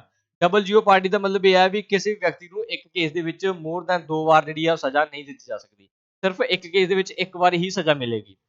ਸੈਲਫ ਇਨਕਰੀਮੈਂਟ ਦਾ ਮਤਲਬ ਇਹ ਹੈ ਵੀ ਕੋਈ ਵੀ ਵਿਅਕਤੀ ਹੈ ਜਿਹੜਾ ਆਪ ਦਾ ਗਵਾਹ ਆਪ ਨਹੀਂ ਬਣ ਸਕਦਾ, ਚਾਹੇ ਉਸ ਵਿਅਕਤੀ ਨੇ ਆਪ ਹੀ ਕ੍ਰਾਈਮ ਕਿਉਂ ਨਾ ਕੀਤਾ ਹੋਵੇ। ਠੀਕ ਹੈ। ਬਟ ਪੁਲਿਸ ਆ ਜਿਹੜੀ ਉਹ ਮਨਾ ਲੈਂਦੀ ਹੁੰਦੀ ਆ ਧੱਕੇ ਨਾਲ। ਠੀਕ ਹੈ। ਧੱਕੇ ਨਾਲ ਪੁਲਿਸ ਮਨਾ ਲੈਂਦੀ ਹੁੰਦੀ ਆ। ਅਗਰ ਤੁਸੀਂ ਫਿਰ ਵੀ ਜਾ ਕੇ ਤੁਸੀਂ ਕੋਰਟ ਦੇ ਵਿੱਚ ਇਹ ਕਹਿ ਦੋ ਕਿ ਪੁਲਿਸ ਨੇ ਮੇਰੇ ਨਾਲ ਧੱਕਾ ਕੀਤਾ ਜਾਂ ਮੈਨੂੰ ਜ਼ਬਰਦਸਤੀ ਮਨਾਉਣ ਦੀ ਕੋਸ਼ਿਸ਼ ਕੀਤੀ ਆ, ਤਾਂ ਤੁਸੀਂ ਬਰੀ ਹੋ ਸਕਦੇ ਹੋ। ਠੀਕ ਹੈ ਜੀ। ਚਲੋ ਨੈਕਸਟ ਪੁਆਇੰਟ ਤੇ ਚੱਲਦੇ ਹਾਂ। ਅਗਲੀ ਗੱਲ ਕਰਦੇ ਹਾਂ ਜੀ। ਕਹਿੰਦੇ ਇਹਨਾਂ ਵਿੱਚੋਂ ਰਾਈਟ ਟੂ ਐਜੂਕੇਸ਼ਨ ਦੀ ਗੱਲ ਕਰਦੇ ਹਾਂ। ਇਹ ਐਡ ਕੀਤਾ ਗਿਆ ਸੀ ਫੰਡਾਮੈਂਟਲ ਰਾਈਟ ਦੇ ਵਿੱਚ। ਠੀਕ ਹੈ ਜੀ। ਪੁੱਛਦੇ ਆ ਵੀ ਕਿਹੜੇ ਕਿ ਹੁਣ ਆਰਟੀਕਲ ਪੁੱਛਿਆ ਜੀ ਇਹਨਾਂ ਨੇ ਕਿਹੜਾ, ਧਿਆਨ ਰੱਖਣਾ। ਮੋਸਟ ਇੰਪੋਰਟੈਂਟ ਗੱਲ ਕਰਦੇ ਆ ਸਰਵ ਸਿੱਖਿਆ ਅਭਿਆਨ ਦਾ ਜਿਹੜਾ ਆਰਟੀਕਲ ਆ, ਪੜੋ ਸਾਰੇ ਵਧੋ ਸਾਰੇ। ਇਹ ਗੱਲ ਕਰਦੇ ਆ ਜੀ ਆਰਟੀਕਲ 21 ਦੀ। 21A ਹੈ ਜਿਹੜਾ ਆਰਟੀਕਲ, ਇਹ ਕਿੰਦੇ ਬਾਰੇ ਦੱਸਦਾ ਜੀ ਆਪਾਂ ਨੂੰ 0 ਤੋਂ 6 ਤੋਂ ਲੈ ਕੇ 14 ਸਾਲ ਤੱਕ ਦੇ ਜਿੰਨੇ ਵੀ ਬੱਚੇ ਆ ਉਹਨਾਂ ਦੇ ਲਈ ਫ੍ਰੀ ਅਤੇ ਜ਼ਰੂਰੀ ਸਿੱਖਿਆ ਬਾਰੇ ਆਰਟੀਕਲ ਕਿਹੜਾ ਦੱਸਦਾ, 21 ਦੱਸਦਾ। ਜਿਹੜਾ ਆਰਟੀਕਲ 21 ਆ ਇਹਨੂੰ 86ਵੀਂ ਅਮੈਂਡਮੈਂਟ, ਧਿਆਨ ਰੱਖਣਾ 86ਵਾਂ ਅਮੈਂਡਮੈਂਟ ਐਕਟ 2002 ਦੇ ਤਹਿਤ ਇਹਨੂੰ ਕੀ ਆ ਭਾਰਤ ਦੇ ਸੰਵਿਧਾਨ ਦੇ ਵਿੱਚ ਐਡ ਕੀਤਾ ਗਿਆ ਸੀ। ਇਹ ਇੰਪੋਰਟੈਂਟ ਧਿਆਨ ਰੱਖਿਓ। ਆਰਟੀਕਲ 51 ਏ ਦੀ ਗੱਲ ਕਰ ਲੈਣਾ। ਆਰਟੀਕਲ 51 ਏ ਦੇ ਵਿੱਚ ਫੰਡਾਮੈਂਟਲ ਜਿਹੜੀਆਂ ਡਿਊਟੀਆਂ ਆ ਉਹ ਐਡ ਕੀਤੀਆਂ ਗਈਆਂ ਸੀ। ਇਹ ਐਡ ਕੀਤੀਆਂ ਗਈਆਂ ਸੀ ਸਨ 1976 ਦੇ ਵਿੱਚ, ਠੀਕ ਹੈ। ਇਹ 1976 ਵਿੱਚ ਇਹ ਕਮੇਟੀ ਕਿਹੜੀ ਸੀ, ਧਿਆਨ ਰੱਖਿਓ, ਸਰਦਾਰ ਸਵਰਨ ਸਿੰਘ ਕਮੇਟੀ ਸੀ। ਸਰਦਾਰ ਸਵਰਨ ਸਿੰਘ ਕਮੇਟੀ ਦੇ ਤਹਿਤ ਇਹਨਾਂ ਨੂੰ ਐਡ ਕੀਤਾ ਗਿਆ ਸੀਗਾ, ਠੀਕ ਹੈ ਜੀ। ਚਲੋ ਜੀ ਚੱਲਦੇ ਨੈਕਸਟ ਪ੍ਰਸ਼ਨ ਤੇ। ਮੋਸਟ ਇੰਪੋਰਟੈਂਟ ਕੁਐਸਚਨ ਆਉਣ ਦੀਏ ਕਿ ਰੋਕ ਦੀਏ, ਆਉਣ ਦਿੰਦੇ। ਕਹਿੰਦੇ ਜੀ ਇਹਨਾਂ ਵਿੱਚੋਂ ਕਿਹੜਾ ਆਰਟੀਕਲ ਹੈ ਜਿਹੜਾ ਇੰਡੀਅਨ ਕਨਸਟੀਟਿਊਸ਼ਨ ਦਾ ਪ੍ਰੋਟੈਕਟ ਕਰਦਾ ਪਰਸਨ ਨੂੰ, ਕੀ ਕਰਦਾ, ਰਾਈਟ ਟੂ ਟਰੈਵਲ ਅਬਰੋਡ। ਕਹਿੰਦੇ ਜੀ ਕਿਸੇ ਵੀ ਵਿਅਕਤੀ ਨੂੰ ਆਪਦੇ ਉਹ ਕੀ ਆ ਕਿ ਬਾਹਰਲੇ ਦੇਸ਼ਾਂ ਦੀ ਯਾਤਰਾ ਕਰ ਸਕਦੇ ਆ। ਜਿਵੇਂ ਹੁਣ ਆਪਾਂ ਇੰਡੀਅਨ ਆ, ਇੰਡੀਅਨ ਬਾਹਰਲੇ ਦੇਸ਼ ਕੈਨੇਡਾ ਪਹੁੰਚ ਗਏ, ਕੈਨੇਡਾ ਦੀ ਯਾਤਰਾ ਕਰ ਲਈ, ਆਸਟ੍ਰੇਲੀਆ ਪਹੁੰਚ ਗਏ, ਆਸਟ੍ਰੇਲੀਆ, ਅਮਰੀਕਾ, ਕਿਤੇ ਵੀ ਕਿਸੇ ਵੀ ਤਰੀਕੇ ਦੀ ਤੁਸੀਂ ਕੀ ਆ ਯਾਤਰਾ ਕਰ ਸਕਦੇ ਹੋ ਕੋਈ ਵੀ ਦੇਸ਼ ਦੀ। ਇਹ ਆਰਟੀਕਲ 21 ਦੱਸਦਾ। 21 ਦੱਸਦਾ article right to live and personal liberty. Personal liberty ਦਾ ਮਤਲਬ ਇਹ ਹੈ ਵੀ ਹਰੇਕ ਵਿਅਕਤੀ ਨੂੰ ਪੂਰਨ ਰੂਪ ਵਿੱਚ ਆਜ਼ਾਦੀ ਆ, ਉਹ ਆਪਦੀ ਮਰਜ਼ੀ ਆ ਜੋ ਮਰਜ਼ੀ ਕਰ ਸਕਦੇ ਆ, ਬਟ ਉਹ ਕੋਈ ਵੀ ਚੀਜ਼ ਆ ਕੀ ਆ ਗੈਰ ਕਾਨੂੰਨੀ ਨਹੀਂ ਹੋਣੀ ਚਾਹੀਦੀ, ਠੀਕ ਹੈ, ਗੈਰ ਕਾਨੂੰਨੀ ਨਾ ਹੋਵੇ। ਉਸ ਤੋਂ ਬਾਅਦ 22 ਦੀ ਗੱਲ ਕਰਦੇ ਆ। 22 ਦੇ ਵਿੱਚ ਤੁਹਾਨੂੰ ਮੈਂ ਦੱਸਿਆ ਸੀ ਵੀ ਸਪੈਸ਼ਲ ਇੱਕ ਆਰਟੀਕਲ ਹੈ ਜਿਹੜਾ ਇਹ ਦੱਸਦਾ ਵੀ ਜਿਹੜਾ ਕੋਈ ਵੀ ਫਾਈਨ ਆ, ਕੋਈ ਵੀ ਜੁਰਮਾਨਾ, ਕਈ ਵਾਰ ਉਹਨੂੰ ਫਾਈਨ ਲੈ ਕੇ ਵੀ ਉਸਨੂੰ ਸੁਧਾਰ ਜਾ ਸਕਦਾ। ਮੰਨ ਲਓ ਤੁਸੀਂ ਬਾਈਕ ਤੇ ਜਾ ਰਹੇ ਹੋ, ਹੈਲਮਟ ਹੈ ਨਹੀਂ ਪਾਇਆ ਹੋਇਆ, ਤੁਹਾਡੇ ਹੈਲਮਟ ਨਹੀਂ ਪਾਇਆ, ਇਹਦਾ ਮਤਲਬ ਇਹ ਥੋੜਾ ਨਾ ਤੁਸੀਂ ਕ੍ਰਾਈਮ ਕਰਦਾ ਤੁਹਾਨੂੰ ਥਾਣੇ ਵਿੱਚ ਲਿਆਇਆ ਜਾਊਗਾ, ਇਦਾਂ ਨਹੀਂ ਹੋਊਗਾ, ਤੁਹਾਨੂੰ ਫਾਈਨ ਲਗਾਇਆ ਜਾ ਸਕਦਾ ਹੈ। 20 ਦੇ ਵਿੱਚ ਤੁਹਾਨੂੰ ਮੈਂ ਇੰਪੋਰਟੈਂਟ ਦੱਸ ਕੇ ਆਇਆ ਕਿ ਜਿੰਨੇ ਵੀ ਅਪਰਾਧੀ ਆ ਉਹਨਾਂ ਵਾਸਤੇ ਕੀ ਆ ਫੰਡਾਮੈਂਟਲ ਰਾਈਟ ਆ। 23 ਦੀ ਗੱਲ ਕਰਦੇ ਆ, ਇਹ ਸ਼ੋਸ਼ਣ ਵਿਰੁੱਧ ਅਧਿਕਾਰ ਆ ਜਾਂਦਾ, ਠੀਕ ਹੈ ਜੀ, ਐਕਸਪਲੋਇਟੇਸ਼ਨ ਦੇ ਤਹਿਤ। ਚੱਲਦੇ ਜੀ ਨੈਕਸਟ ਪ੍ਰਸ਼ਨ ਤੇ। ਚਲੋ ਆਰਟੀਕਲ 21 ਕੀ ਦੱਸਦਾ। ਆਰਟੀਕਲ 21 ਕਿਹੜੇ ਰਾਈਟ ਦੱਸਦਾ, ਧਿਆਨ ਰੱਖਣਾ ਸਾਰੇ ਇੰਪੋਰਟੈਂਟ ਆ। ਆਰਟੀਕਲ ਕੀ ਕਹਿੰਦਾ, ਐਜੂਕੇਸ਼ਨ ਦਾ ਰਾਈਟ ਹੋਣਾ ਚਾਹੀਦਾ, ਹਰੇਕ ਵਿਅਕਤੀ ਨੂੰ ਘਰ ਵਾਸਤੇ ਸ਼ੈਲਟਰ ਹੋਣਾ ਚਾਹੀਦਾ, ਮੈਡੀਕਲ ਕੇਅਰ ਆ ਜਿਹੜੇ ਆਸ-ਪਾਸ ਦੀ ਸੁਵਿਧਾ ਉਹਨੂੰ ਮਿਲਣੀ ਚਾਹੀਦੀ ਹੈ, ਹਰੇਕ ਵਿਅਕਤੀ ਨੂੰ ਖਾਣਾ ਖਾਣ ਦਾ ਅਧਿਕਾਰ ਆ, ਜੀਵਨ ਜੀਣ ਦਾ ਅਧਿਕਾਰ ਆ, ਆਪਦੇ ਤਰੀਕੇ ਨਾਲ ਰਹਿ ਸਕਦਾ। ਪ੍ਰਾਈਵੇਸੀ ਧਿਆਨ ਰੱਖਿਓ, ਆਰਟੀਕਲ ਮੋਸਟ ਇੰਪੋਰਟੈਂਟ ਆ। ਆਰਟੀਕਲ 21 ਦੱਸਦਾ ਆਪਾਂ ਨੂੰ ਆਪਣੀ ਪ੍ਰਾਈਵੇਸੀ ਦੇ ਵਿੱਚ ਕੋਈ ਦਖਲ ਅੰਦਾਜ਼ੀ ਨਹੀਂ ਕਰ ਸਕਦਾ ਤੇ ਨਾ ਹੀ ਆਪਾਂ ਕਿਸੇ ਹੋਰ ਅੰਦਰ ਬੰਦੇ ਦੀ ਜਿਹੜੀ ਆ ਪ੍ਰਾਈਵੇਸੀ ਉਹਨੂੰ ਪਾਲ ਸਕਦੇ ਆ। ਉਸ ਤੋਂ ਬਾਅਦ ਗੱਲ ਕਰਦੇ ਆ right to health and environment ਦੀ ਵੀ ਲੋੜ ਆ। ਉਸ ਤੋਂ ਬਾਅਦ ਇਸੇ ਤਹਿਤ ਆਪਣਾ ਮੋਸਟ ਇੰਪੋਰਟੈਂਟ ਆਰਟੀਕਲ ਆਉਂਦਾ ਜੀ ਵਾਈਫਾਈ ਪਤਾ ਨਾ, ਜਿੰਦੇ ਬਿਨਾਂ ਤੁਸੀਂ 1 ਮਿੰਟ ਵੀ ਨਹੀਂ ਰਹਿੰਦੇ, ਵਾਇਰਲੈਸ ਫਿਡਿਲਿਟੀ। ਇਹ ਇੰਪੋਰਟੈਂਟ ਪੁਆਇੰਟ ਇਹ ਵੀ ਤੁਸੀਂ ਧਿਆਨ ਰੱਖਣਾ, ਇਹ ਵੀ ਆਰਟੀਕਲ 21 ਤਹਿਤ ਆਉਂਦਾ। ਅਗਲਾ ਪ੍ਰਸ਼ਨ ਕਹਿੰਦਾ ਜੀ ਇਹਨਾਂ ਵਿੱਚੋਂ ਕਿਹੜਾ ਆਰਟੀਕਲ ਆ ਜਿਹੜਾ ਆਪਾਂ ਨੂੰ ਦੱਸਦਾ ਸੇਫਗਾਰਡ ਆਫ ਫੰਡਾਮੈਂਟਲ ਰਾਈਟ। ਇਹਨਾਂ ਵਿੱਚੋਂ ਐਸਾ ਆਰਟੀਕਲ ਜਿਹੜਾ ਦੱਸਦਾ ਵੀ ਕਿਹੜੀ ਧਾਰਾ ਗ੍ਰਿਫਤਾਰ ਵਿਅਕਤੀ ਦੇ ਮੌਲਿਕ ਅਧਿਕਾਰਾਂ ਦੀ ਰੱਖਿਆ ਕਰਦੀ ਹੈ। ਤਾਂ ਮੈਂ ਤੁਹਾਨੂੰ ਪਿੱਛੇ ਦੱਸ ਕੇ ਆਣਾ ਕਿਹੜੀ ਧਾਰਾ ਜੀ, ਮੋਸਟ ਇੰਪੋਰਟੈਂਟ ਆਰਟੀਕਲ 22। ਆਰਟੀਕਲ 22 ਦੱਸਦਾ ਆਪਾਂ ਨੂੰ ਕਿ ਕੁਝ ਕੇਸਾਂ ਦੇ ਵਿੱਚ ਕੀ ਕਹਿੰਦਾ ਜੀ। ਦੇਖੋ ਆਰਟੀਕਲ 22 ਦੱਸਦਾ ਇਹ ਆਰਟੀਕਲ ਪ੍ਰੋਵਾਈਡ ਕਰਦਾ ਹੈ right to arrest person before the magistrate in 24 hour. ਕਹਿੰਦੇ ਜੀ ਜੇਕਰ ਕਿਸੇ ਵਿਅਕਤੀ ਨੂੰ ਤੁਸੀਂ ਪੁਲਿਸ ਵਾਲਿਆਂ ਨੇ ਅਰੈਸਟ ਵੀ ਕਰ ਲਿਆ ਤਾਂ ਉਹਨੂੰ ਅਗਲੇ 24 ਘੰਟਿਆਂ ਦੇ ਵਿੱਚ ਉਸ ਪੁਲਿਸ ਜਿਹੜੀ ਮਹਿਕਮਾ ਉਹਦੀ ਜ਼ਿੰਮੇਵਾਰੀ ਹੈ ਕਿ ਉਹ 24 ਘੰਟਿਆਂ ਦੇ ਅੰਦਰ ਅੰਦਰ ਉਸ ਵਿਅਕਤੀ ਨੂੰ ਕੀ ਆ ਨੇੜੇ ਦੇ ਜਿਹੜਾ ਜ਼ਿਲ੍ਹਾ ਮੈਜਿਸਟ੍ਰੇਟ ਆ ਉਹਦੇ ਅੰਦਰ ਕੀ ਆ ਲੈ ਕੇ ਜਾਣ, ਠੀਕ ਹੈ ਜੀ, ਇਹ ਧਿਆਨ ਰੱਖਿਓ ਜੀ। ਆ ਸਾਰਾ ਆਰਟੀਕਲ ਇੰਪੋਰਟੈਂਟ 22 ਹੈ, ਠੀਕ ਹੈ। ਆਰਟੀਕਲ 22 ਇਹ ਦੱਸਦਾ ਵੀ ਜੇਕਰ ਤੁਸੀਂ ਅਰੈਸਟ ਵੀ ਹੋ ਗਏ ਆ ਤਾਂ ਤੁਹਾਨੂੰ ਅਗਲੇ 24 ਘੰਟਿਆਂ ਦੇ ਅੰਦਰ ਅੰਦਰ ਕੀ ਆ ਕਿਸੇ ਵੀ ਮੈਜਿਸਟ੍ਰੇਟ ਦੇ ਕੋਲ ਜਿਹੜਾ ਲਿਜਾਣਾ ਜ਼ਰੂਰੀ ਹੈ, ਜਿਹੜੀ ਪਾਸ ਨੇੜਲੀ ਹੋਈ, ਠੀਕ ਹੈ। ਉਸ ਤੋਂ ਬਾਅਦ ਵੀ ਬਾਕੀ ਇਹ ਕਹਿੰਦੇ ਆ ਵੀ ਜਿਹੜੇ ਤੁਸੀਂ ਕਈ ਇਹੋ ਜਿਹੇ ਕੇਸ ਹੁੰਦੇ ਆ ਫੰਡਾਮੈਂਟਲ ਰਾਈਟ ਜਿੰਦੇ ਵਿੱਚ ਇਹ ਹੁੰਦਾ ਵੀ ਤੁਹਾਨੂੰ ਜਿਹੜਾ ਅਰੈਸਟ ਵੀ ਨਹੀਂ ਕੀਤਾ ਜਾ ਸਕਦਾ, ਵੀ ਇਹਦੇ ਵਿੱਚ ਸਿਰਫ ਤੁਹਾਨੂੰ ਕੀ ਆ ਫਾਈਨ ਲਗਾ ਕੇ ਹੀ ਜਿਹੜਾ ਇਹਨੂੰ ਛੱਡਿਆ ਜਾ ਸਕਦਾ, ਠੀਕ ਹੈ। ਇਹ ਸਾਰੇ ਇੰਪੋਰਟੈਂਟ ਸੀ। ਉਸ ਤੋਂ ਬਾਅਦ ਅਗਲਾ ਕਹਿੰਦਾ ਜੀ ਜੇ ਕਿਸੇ ਵਿਅਕਤੀ ਤੇ ਇੱਕੋ ਅਪਰਾਧ ਲਈ ਇੱਕ ਤੋਂ ਵੱਧ ਵਾਰ ਜਿਹੜਾ ਮੁਕੱਦਮਾ ਹੋਵੇ, ਇੱਕੋ ਅਪਰਾਧ ਲਈ ਜਿਵੇਂ ਮੈਂ ਤੁਹਾਨੂੰ ਦੱਸਿਆ ਜੀ WGO ਪਾਰਟੀ 2 ਵਾਰ ਕੇਸ ਹੋ ਗਿਆ, ਇੱਕ ਵਿਅਕਤੀ ਤੇ ਕੀ ਹੋ ਗਿਆ 2 ਵਾਰ ਕੇਸ ਹੋ ਗਿਆ। ਇਹ ਆਰਟੀਕਲ ਕਿਹੜਾ ਦੱਸਦਾ WGO ਪਾਰਟੀ ਆਰਟੀਕਲ 20 ਦੱਸਦਾ ਜੀ, ਠੀਕ ਹੈ। ਇਹ ਇੰਪੋਰਟੈਂਟ ਨੇ, ਧਿਆਨ ਰੱਖਿਓ ਜੀ। ਆਪਾਂ ਪਹਿਲਾਂ ਵੀ ਕਰ ਚੁੱਕੇ ਹਾਂ। ਆਰਟੀਕਲ 19 ਕੀ ਕਹਿੰਦਾ ਜੀ ਆਪਾਂ ਨੂੰ ਇਹ ਦੱਸਦਾ ਵੀ ਆਪਾਂ ਨੂੰ ਸਪੀਚ ਦਾ ਅਧਿਕਾਰ ਆ, ਅਸੈਂਬਲੀ ਦਾ ਅਧਿਕਾਰ ਆ, ਐਸੋਸੀਏਸ਼ਨ ਕਰ ਸਕਦੇ ਹਾਂ, ਭਾਰਤ ਦੀ ਕਿਸੇ ਮੂਵਮੈਂਟ ਕਰ ਸਕਦੇ ਹਾਂ, ਉਸ ਤੋਂ ਬਾਅਦ ਭਾਰਤ ਦੇ ਕਿਤੇ ਵੀ ਜਾ ਕੇ ਰਹਿ ਸਕਦੇ ਹਾਂ, ਕੋਈ ਵੀ ਕਿੱਤਾ ਅਪਣਾ ਸਕਦੇ ਹਾਂ। 20 ਦੀ ਗੱਲ ਕਰਦੇ ਹਾਂ ਐਕਸਪੋਜ਼ ਫੈਕਟੋ ਲਾ ਦੱਸਦਾ ਜੀ, WGO ਪਾਰਟੀ ਦੱਸਦਾ ਤੇ ਲਾਸਟ ਦੱਸਦਾ ਆਪਾਂ ਨੂੰ ਵੀ ਆਪਦਾ ਖੁਦ ਆਪਾਂ ਆਪ ਗਵਾਹ ਜਿਹੜਾ ਨਹੀਂ ਬਣ ਸਕਦੇ।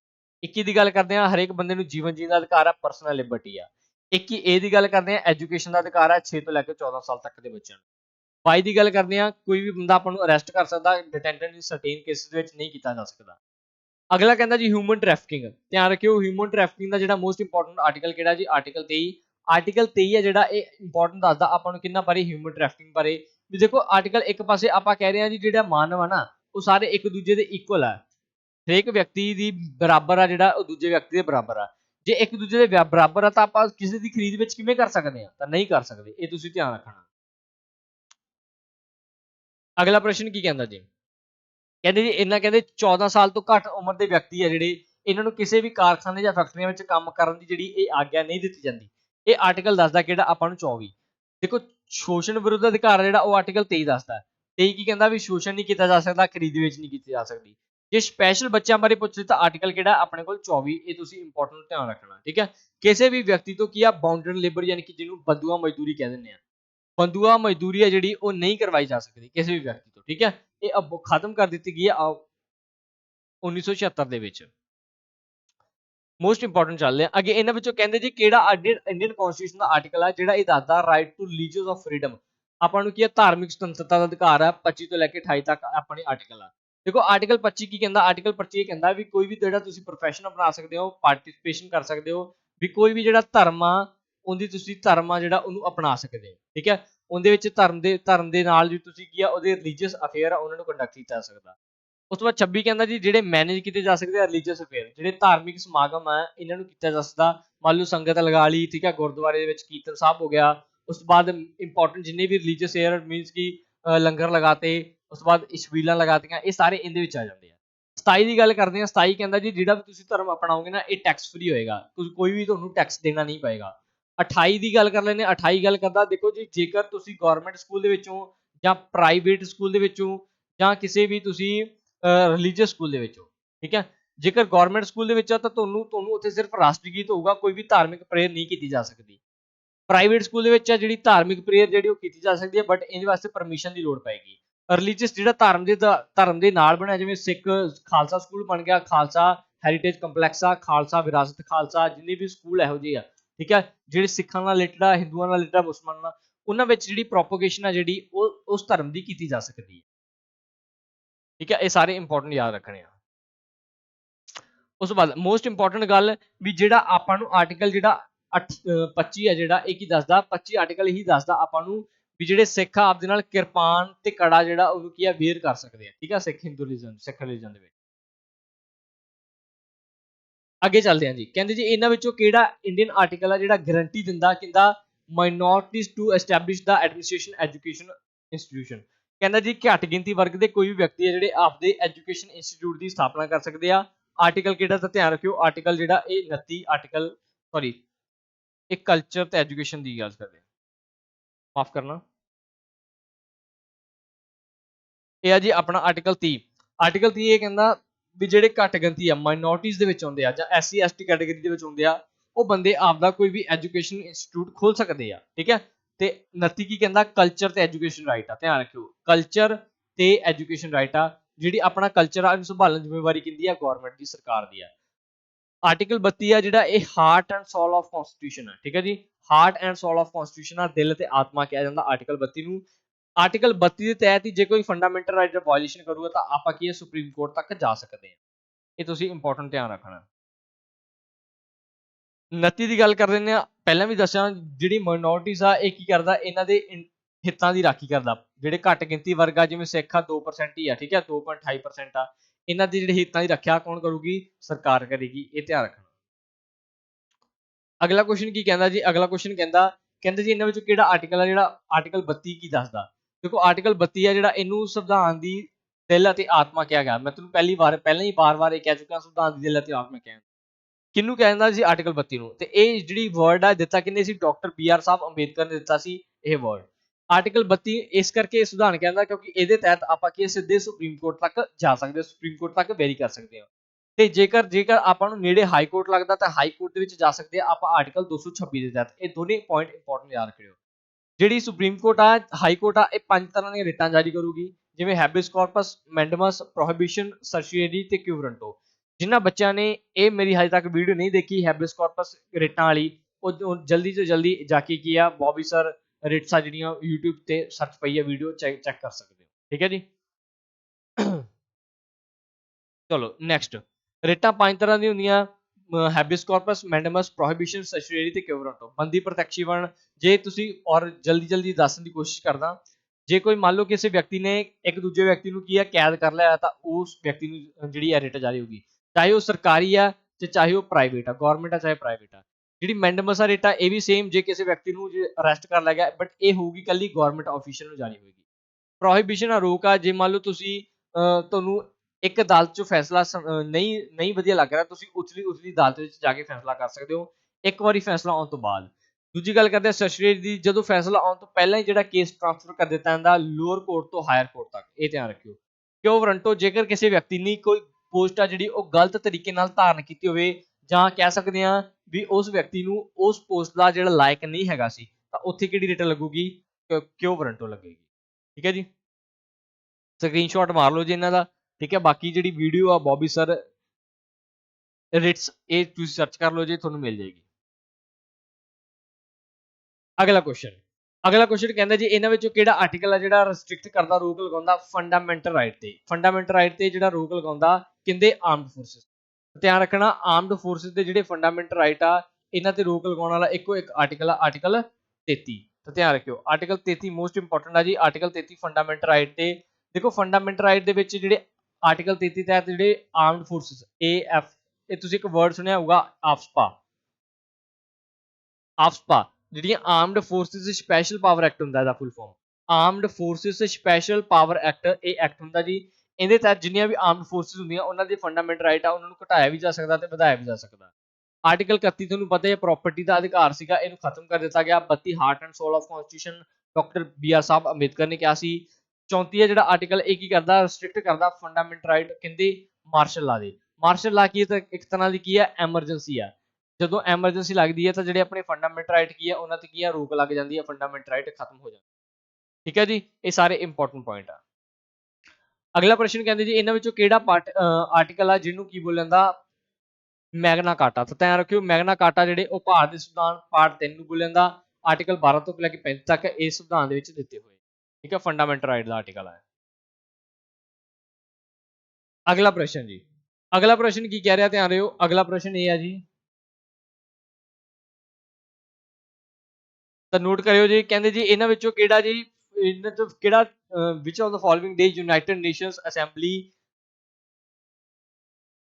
ਰੈਟੀਫਾਈਡ universal declaration of human right. ਇਹਨਾਂ ਵਿੱਚੋਂ ਕਹਿੰਦੇ ਜੀ ਕਿਹੜੇ ਦਿਨ ਜਿਹੜੀ ਘੋਸ਼ਣਾ ਕੀਤੀ ਗਈ ਸੀਗੀ, ਕਾਦੀ ਵਿਸ਼ਵਾਸਪਾਤੀ ਘੋਸ਼ਣਾ ਕੀਤੀ ਗਈ ਸੀਗੀ, ਕਹਿੰਦੇ ਵਾਲਾ ਯੂਨਾਈਟਿਡ ਨੇਸ਼ਨ ਡੇ ਨੇ। ਤਾਂ ਧਿਆਨ ਰੱਖਣਾ ਇਹਦਾ ਕਰੈਕਟ ਆਨਸਰ ਕੀ ਹੈ ਜੀ, ਆਪਣੇ ਕੋਲ 10 ਦਸੰਬਰ 1948 ਨੂੰ ਕੀ ਕੀਤਾ ਗਿਆ ਸੀ, ਯੂਨਾਈਟਿਡ ਨੇਸ਼ਨ ਡੇ ਨੇ ਕੀ ਕੀਤਾ ਸੀ, ਇਹਨੇ ਕਿਹਾ ਸੀ ਫੰਡਾਮੈਂਟਲ ਰਾਈਟ ਆ, ਇਹ ਗਾਰਡੀਅਨ ਆ ਕਿਹਦੇ ਬਾਰੇ, ਜੁਡੀਸ਼ਰੀ ਬਾਰੇ। ਠੀਕ ਹੈ, ਜੁਡੀਸ਼ਰੀ ਜਿਹੜੀ ਇਹਨਾਂ ਦੀ ਰੱਖਿਅਕ ਆ। ਠੀਕ ਹੈ, ਕਿਸੇ ਵੀ ਫੰਡਾਮੈਂਟਲ ਰਾਈਟ ਨੂੰ ਡਿਸਮਿਸ ਨਹੀਂ ਕੀਤਾ ਜਾ ਸਕਦਾ।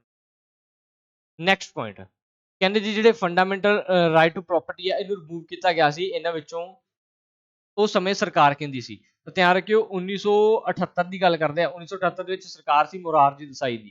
ਧਿਆਨ ਰੱਖਣਾ ਮੁਰਾਰਜੀ ਦੇਸਾਈ ਸੀ, ਪਹਿਲੀ ਵਾਰ ਜਿਹੜੀ ਆ ਜਨਤਾ ਦਲ ਦੀ ਸਰਕਾਰ ਆ ਉਹ ਨਿਕਲ ਕੇ ਆਈ ਸੀ। ਠੀਕ ਹੈ, ਜਨਤਾ ਦਲ ਦੀ ਜਿਹੜੀ ਸਰਕਾਰ ਆ ਪਹਿਲੀ ਵਾਰ ਨਿਕਲ ਕੇ ਆਈ ਸੀ। ਜਿਹੜੀ ਇੰਡੀਅਨ ਨੈਸ਼ਨਲ ਕਾਂਗਰਸ ਸੀ ਉਹਨੇ ਪਹਿਲੀ ਵਾਰ ਇਲੈਕਸ਼ਨ ਵੀ ਇੱਥੇ ਹੀ ਹਾਰੇ ਸੀ। ਧਿਆਨ ਰੱਖਣਾ ਇਹ ਇੰਪੋਰਟੈਂਟ ਹੈ। ਅਗਲਾ ਪ੍ਰਸ਼ਨ ਕਹਿੰਦੇ ਗੋਲਡਨ ਟ੍ਰਾਇੰਗਲ ਕਿਹੜੇ ਆਰਟੀਕਲ ਨੂੰ ਬੋਲਿਆ ਜਾਂਦਾ। ਧਿਆਨ ਰੱਖਣਾ ਮੋਸਟ ਇੰਪੋਰਟੈਂਟ ਗੋਲਡਨ ਟ੍ਰਾਇੰਗਲ ਬੋਲਿਆ ਜਾਂਦਾ ਜੀ 14, 19 ਤੇ 21 ਨੂੰ। ਠੀਕ ਹੈ, ਗੋਲਡਨ ਟ੍ਰਾਇੰਗਲ ਆਰਟੀਕਲ ਬੋਲਿਆ ਜਾਂਦਾ, ਕਿਉਂ ਕਹਿੰਦਾ, ਤਾਂ ਆ ਦੇਖਦੇ ਹਾਂ। ਆਜੋ ਗੋਲਡਨ ਟ੍ਰਾਇੰਗਲ ਦੇਖੋ ਆਰਟੀਕਲ ਕਿਉਂ ਕਹਿੰਦਾ, ਕਿ ਇਹਦੇ ਵਿੱਚ ਕੀ ਹੁੰਦਾ। ਆਰਟੀਕਲ 14 ਕੀ ਕਹਿੰਦਾ ਜੀ, ਆਰਟੀਕਲ 14 ਕਹਿੰਦਾ ਇਕੁਐਲਿਟੀ ਹੈ, ਸਾਰੇ ਬੰਦੇ ਬਰਾਬਰ ਆ, ਫਰੀडम ਆ ਸਾਰਿਆਂ ਨੂੰ, ਉਸ ਤੋਂ ਬਾਅਦ ਜੀਵਨ ਜੀਣ ਦਾ ਅਧਿਕਾਰ ਆ। ਇਹ ਗੋਲਡਨ ਟ੍ਰਾਇੰਗਲ ਦੇ ਆਰਟੀਕਲ ਦੇ ਵਿੱਚ ਆਉਂਦੇ ਆ, ਇਹ ਤੁਸੀਂ ਧਿਆਨ ਰੱਖਿਓ ਕੁਐਸਚਨ ਫਾਰਮ ਹੋ ਸਕਦਾ ਇਹਦੇ ਵਿੱਚੋਂ। ਕਹਿੰਦੇ ਇਹਨਾਂ ਵਿੱਚੋਂ ਕਿਹੜਾ ਫੰਡਾਮੈਂਟਲ ਰਾਈਟ ਆ ਇਹ ਨਾਟ ਅਵੇਲੇਬਲ ਫॉर द ਫੋਰਨਰ, ਵਿਦੇਸ਼ੀਆਂ ਵਾਸਤੇ ਕਿਹੜਾ ਫੰਡਾਮੈਂਟਲ ਰਾਈਟ ਆ ਜਿਹੜਾ ਅਵੇਲੇਬਲ ਨਹੀਂ ਹੈਗਾ। ਧਿਆਨ ਰੱਖਣਾ ਮੋਸਟ ਇੰਪੋਰਟੈਂਟ ਦੇਖੋ ਇਕੁਐਲਿਟੀ ਬਿਫੋਰ ਲਾ, ਇਕੁਐਲਿਟੀ ਬਿਫੋਰ ਲਾ ਕਾਨੂੰਨ ਸਾਹਮਣੇ ਬਰਾਬਰ ਆ, ਇਹ ਤਾਂ ਹੈਗਾ ਹੀ ਹੈਗਾ ਹਰੇਕ ਵਿਅਕਤੀ ਵਾਸਤੇ। ਕਹਿੰਦੇ ਜੀ ਜੇ ਕੋਈ ਵਿਅਕਤੀ ਆ ਉਹ ਕੋਈ ਕ੍ਰਾਈਮ ਕਰੂਗਾ, ਮੰਨ ਲਓ ਵਿਦੇਸ਼ੀ ਬੰਦਾ ਆ ਕੇ ਭਾਰਤ ਵਿੱਚ ਕੋਈ ਕ੍ਰਾਈਮ ਕਰੀ ਜਾਂਦਾ, ਤਾਂ ਬਿਲਕੁਲ ਯਾਰ ਉਹ ਹੱਕਦਾਰ ਆ ਸਜ਼ਾ ਦਾ, ਇਹ ਵੀ ਆ ਜੀ। ਕਹਿੰਦੇ ਪ੍ਰੋਟੈਕਸ਼ਨ ਆਫ ਲੈਂਗੁਏਜ, ਸਕ੍ਰਿਪਟ ਤੇ ਕਲਚਰ। ਦੇਖੋ ਹੁਣ ਬਾਹਰਲੇ ਪਾਸੇ ਕੋਈ ਵਿਦੇਸ਼ੀ ਬੰਦਾ ਆਪਣੀ ਧਰਤੀ ਤੇ ਆਇਆ, ਪੰਜਾਬ ਦੀ ਧਰਤੀ ਤੇ, ਕਿ ਆਪਾਂ ਉਸ ਵਿਅਕਤੀ ਦੇ ਜਿਹੜਾ ਉਹਨਾਂ ਦੀ ਜਿਹੜੀ ਲੇਖਾਂ ਹੋਣਗੀਆਂ ਜਾਂ ਉਹਨਾਂ ਦੀ ਲੈਂਗੁਏਜ ਭਾਸ਼ਾ ਹੋਊਗੀ, ਕਲਚਰ ਹੋਊਗਾ, ਕਿ ਉਹਨਾਂ ਦੀ ਹਿੱਤਾਂ ਦੀ ਰੱਖਿਆ ਕਰਨ ਦੀ ਆਪਣੀ ਪੰਜਾਬ ਗਵਰਨਮੈਂਟ ਦੀ ਹੋਊਗੀ, ਨਹੀਂ ਜੀ ਬਿਲਕੁਲ, ਇਹ ਬਿਲਕੁਲ ਕਰੈਕਟ ਆਨਸਰ ਆ, ਇਹ ਧਿਆਨ ਰੱਖਿਓ।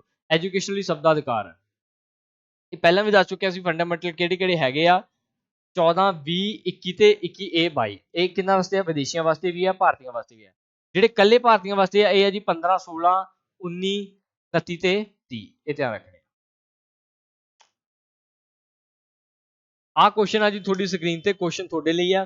ਕੁਐਸਚਨ ਕੀ ਆ ਜੀ, ਕੁਐਸਚਨ ਇਹ ਆ ਕਿ ਕਿਹੜਾ ਜਿਹੜਾ ਇਹਨਾਂ ਵਿੱਚੋਂ ਫੰਡਾਮੈਂਟਲ ਰਾਈਟ ਆ, ਫੰਡਾਮੈਂਟਲ ਰਾਈਟ ਆ ਭਾਰਤ ਦੇ ਜਿਹੜੇ ਕਿਹੜੇ ਭਾਰਤ ਵਿੱਚ ਦਿੱਤੇ ਆ। ਇਹ ਹੋਮਵਰਕ ਆ ਤੁਹਾਡਾ, ਕਮੈਂਟ ਸੈਕਸ਼ਨ ਵਿੱਚ ਆਨਸਰ ਕਰਨਾ। ਤੇ ਜਿਨ੍ਹਾਂ ਬੱਚਿਆਂ ਨੇ ਹਜੇ ਤੱਕ ਚੈਨਲ ਨੂੰ ਸਬਸਕ੍ਰਾਈਬ ਨਹੀਂ ਕੀਤਾ, ਲਾਈਕ ਨਹੀਂ ਕੀਤਾ ਵੀਡੀਓ ਨੂੰ, ਤਾਂ ਉਹਨਾਂ ਵਾਸਤੇ ਮਾੜੀ ਗੱਲ ਹੈ। ਜਲਦੀ ਚੈਨਲ ਨੂੰ ਲਾਈਕ ਸਬਸਕ੍ਰਾਈਬ ਕਰ ਦਿਓ। ਇਸੇ ਤਰੀਕੇ ਦੀਆਂ ਹੋਰ ਇੰਪੋਰਟੈਂਟ ਵੀਡੀਓਜ਼ ਆ ਤੁਹਾਡੇ ਲਈ ਆਉਂਦੀਆਂ ਰਹਿਣਗੀਆਂ। Thank you so much, have a nice day, good night, sweet dream, take care.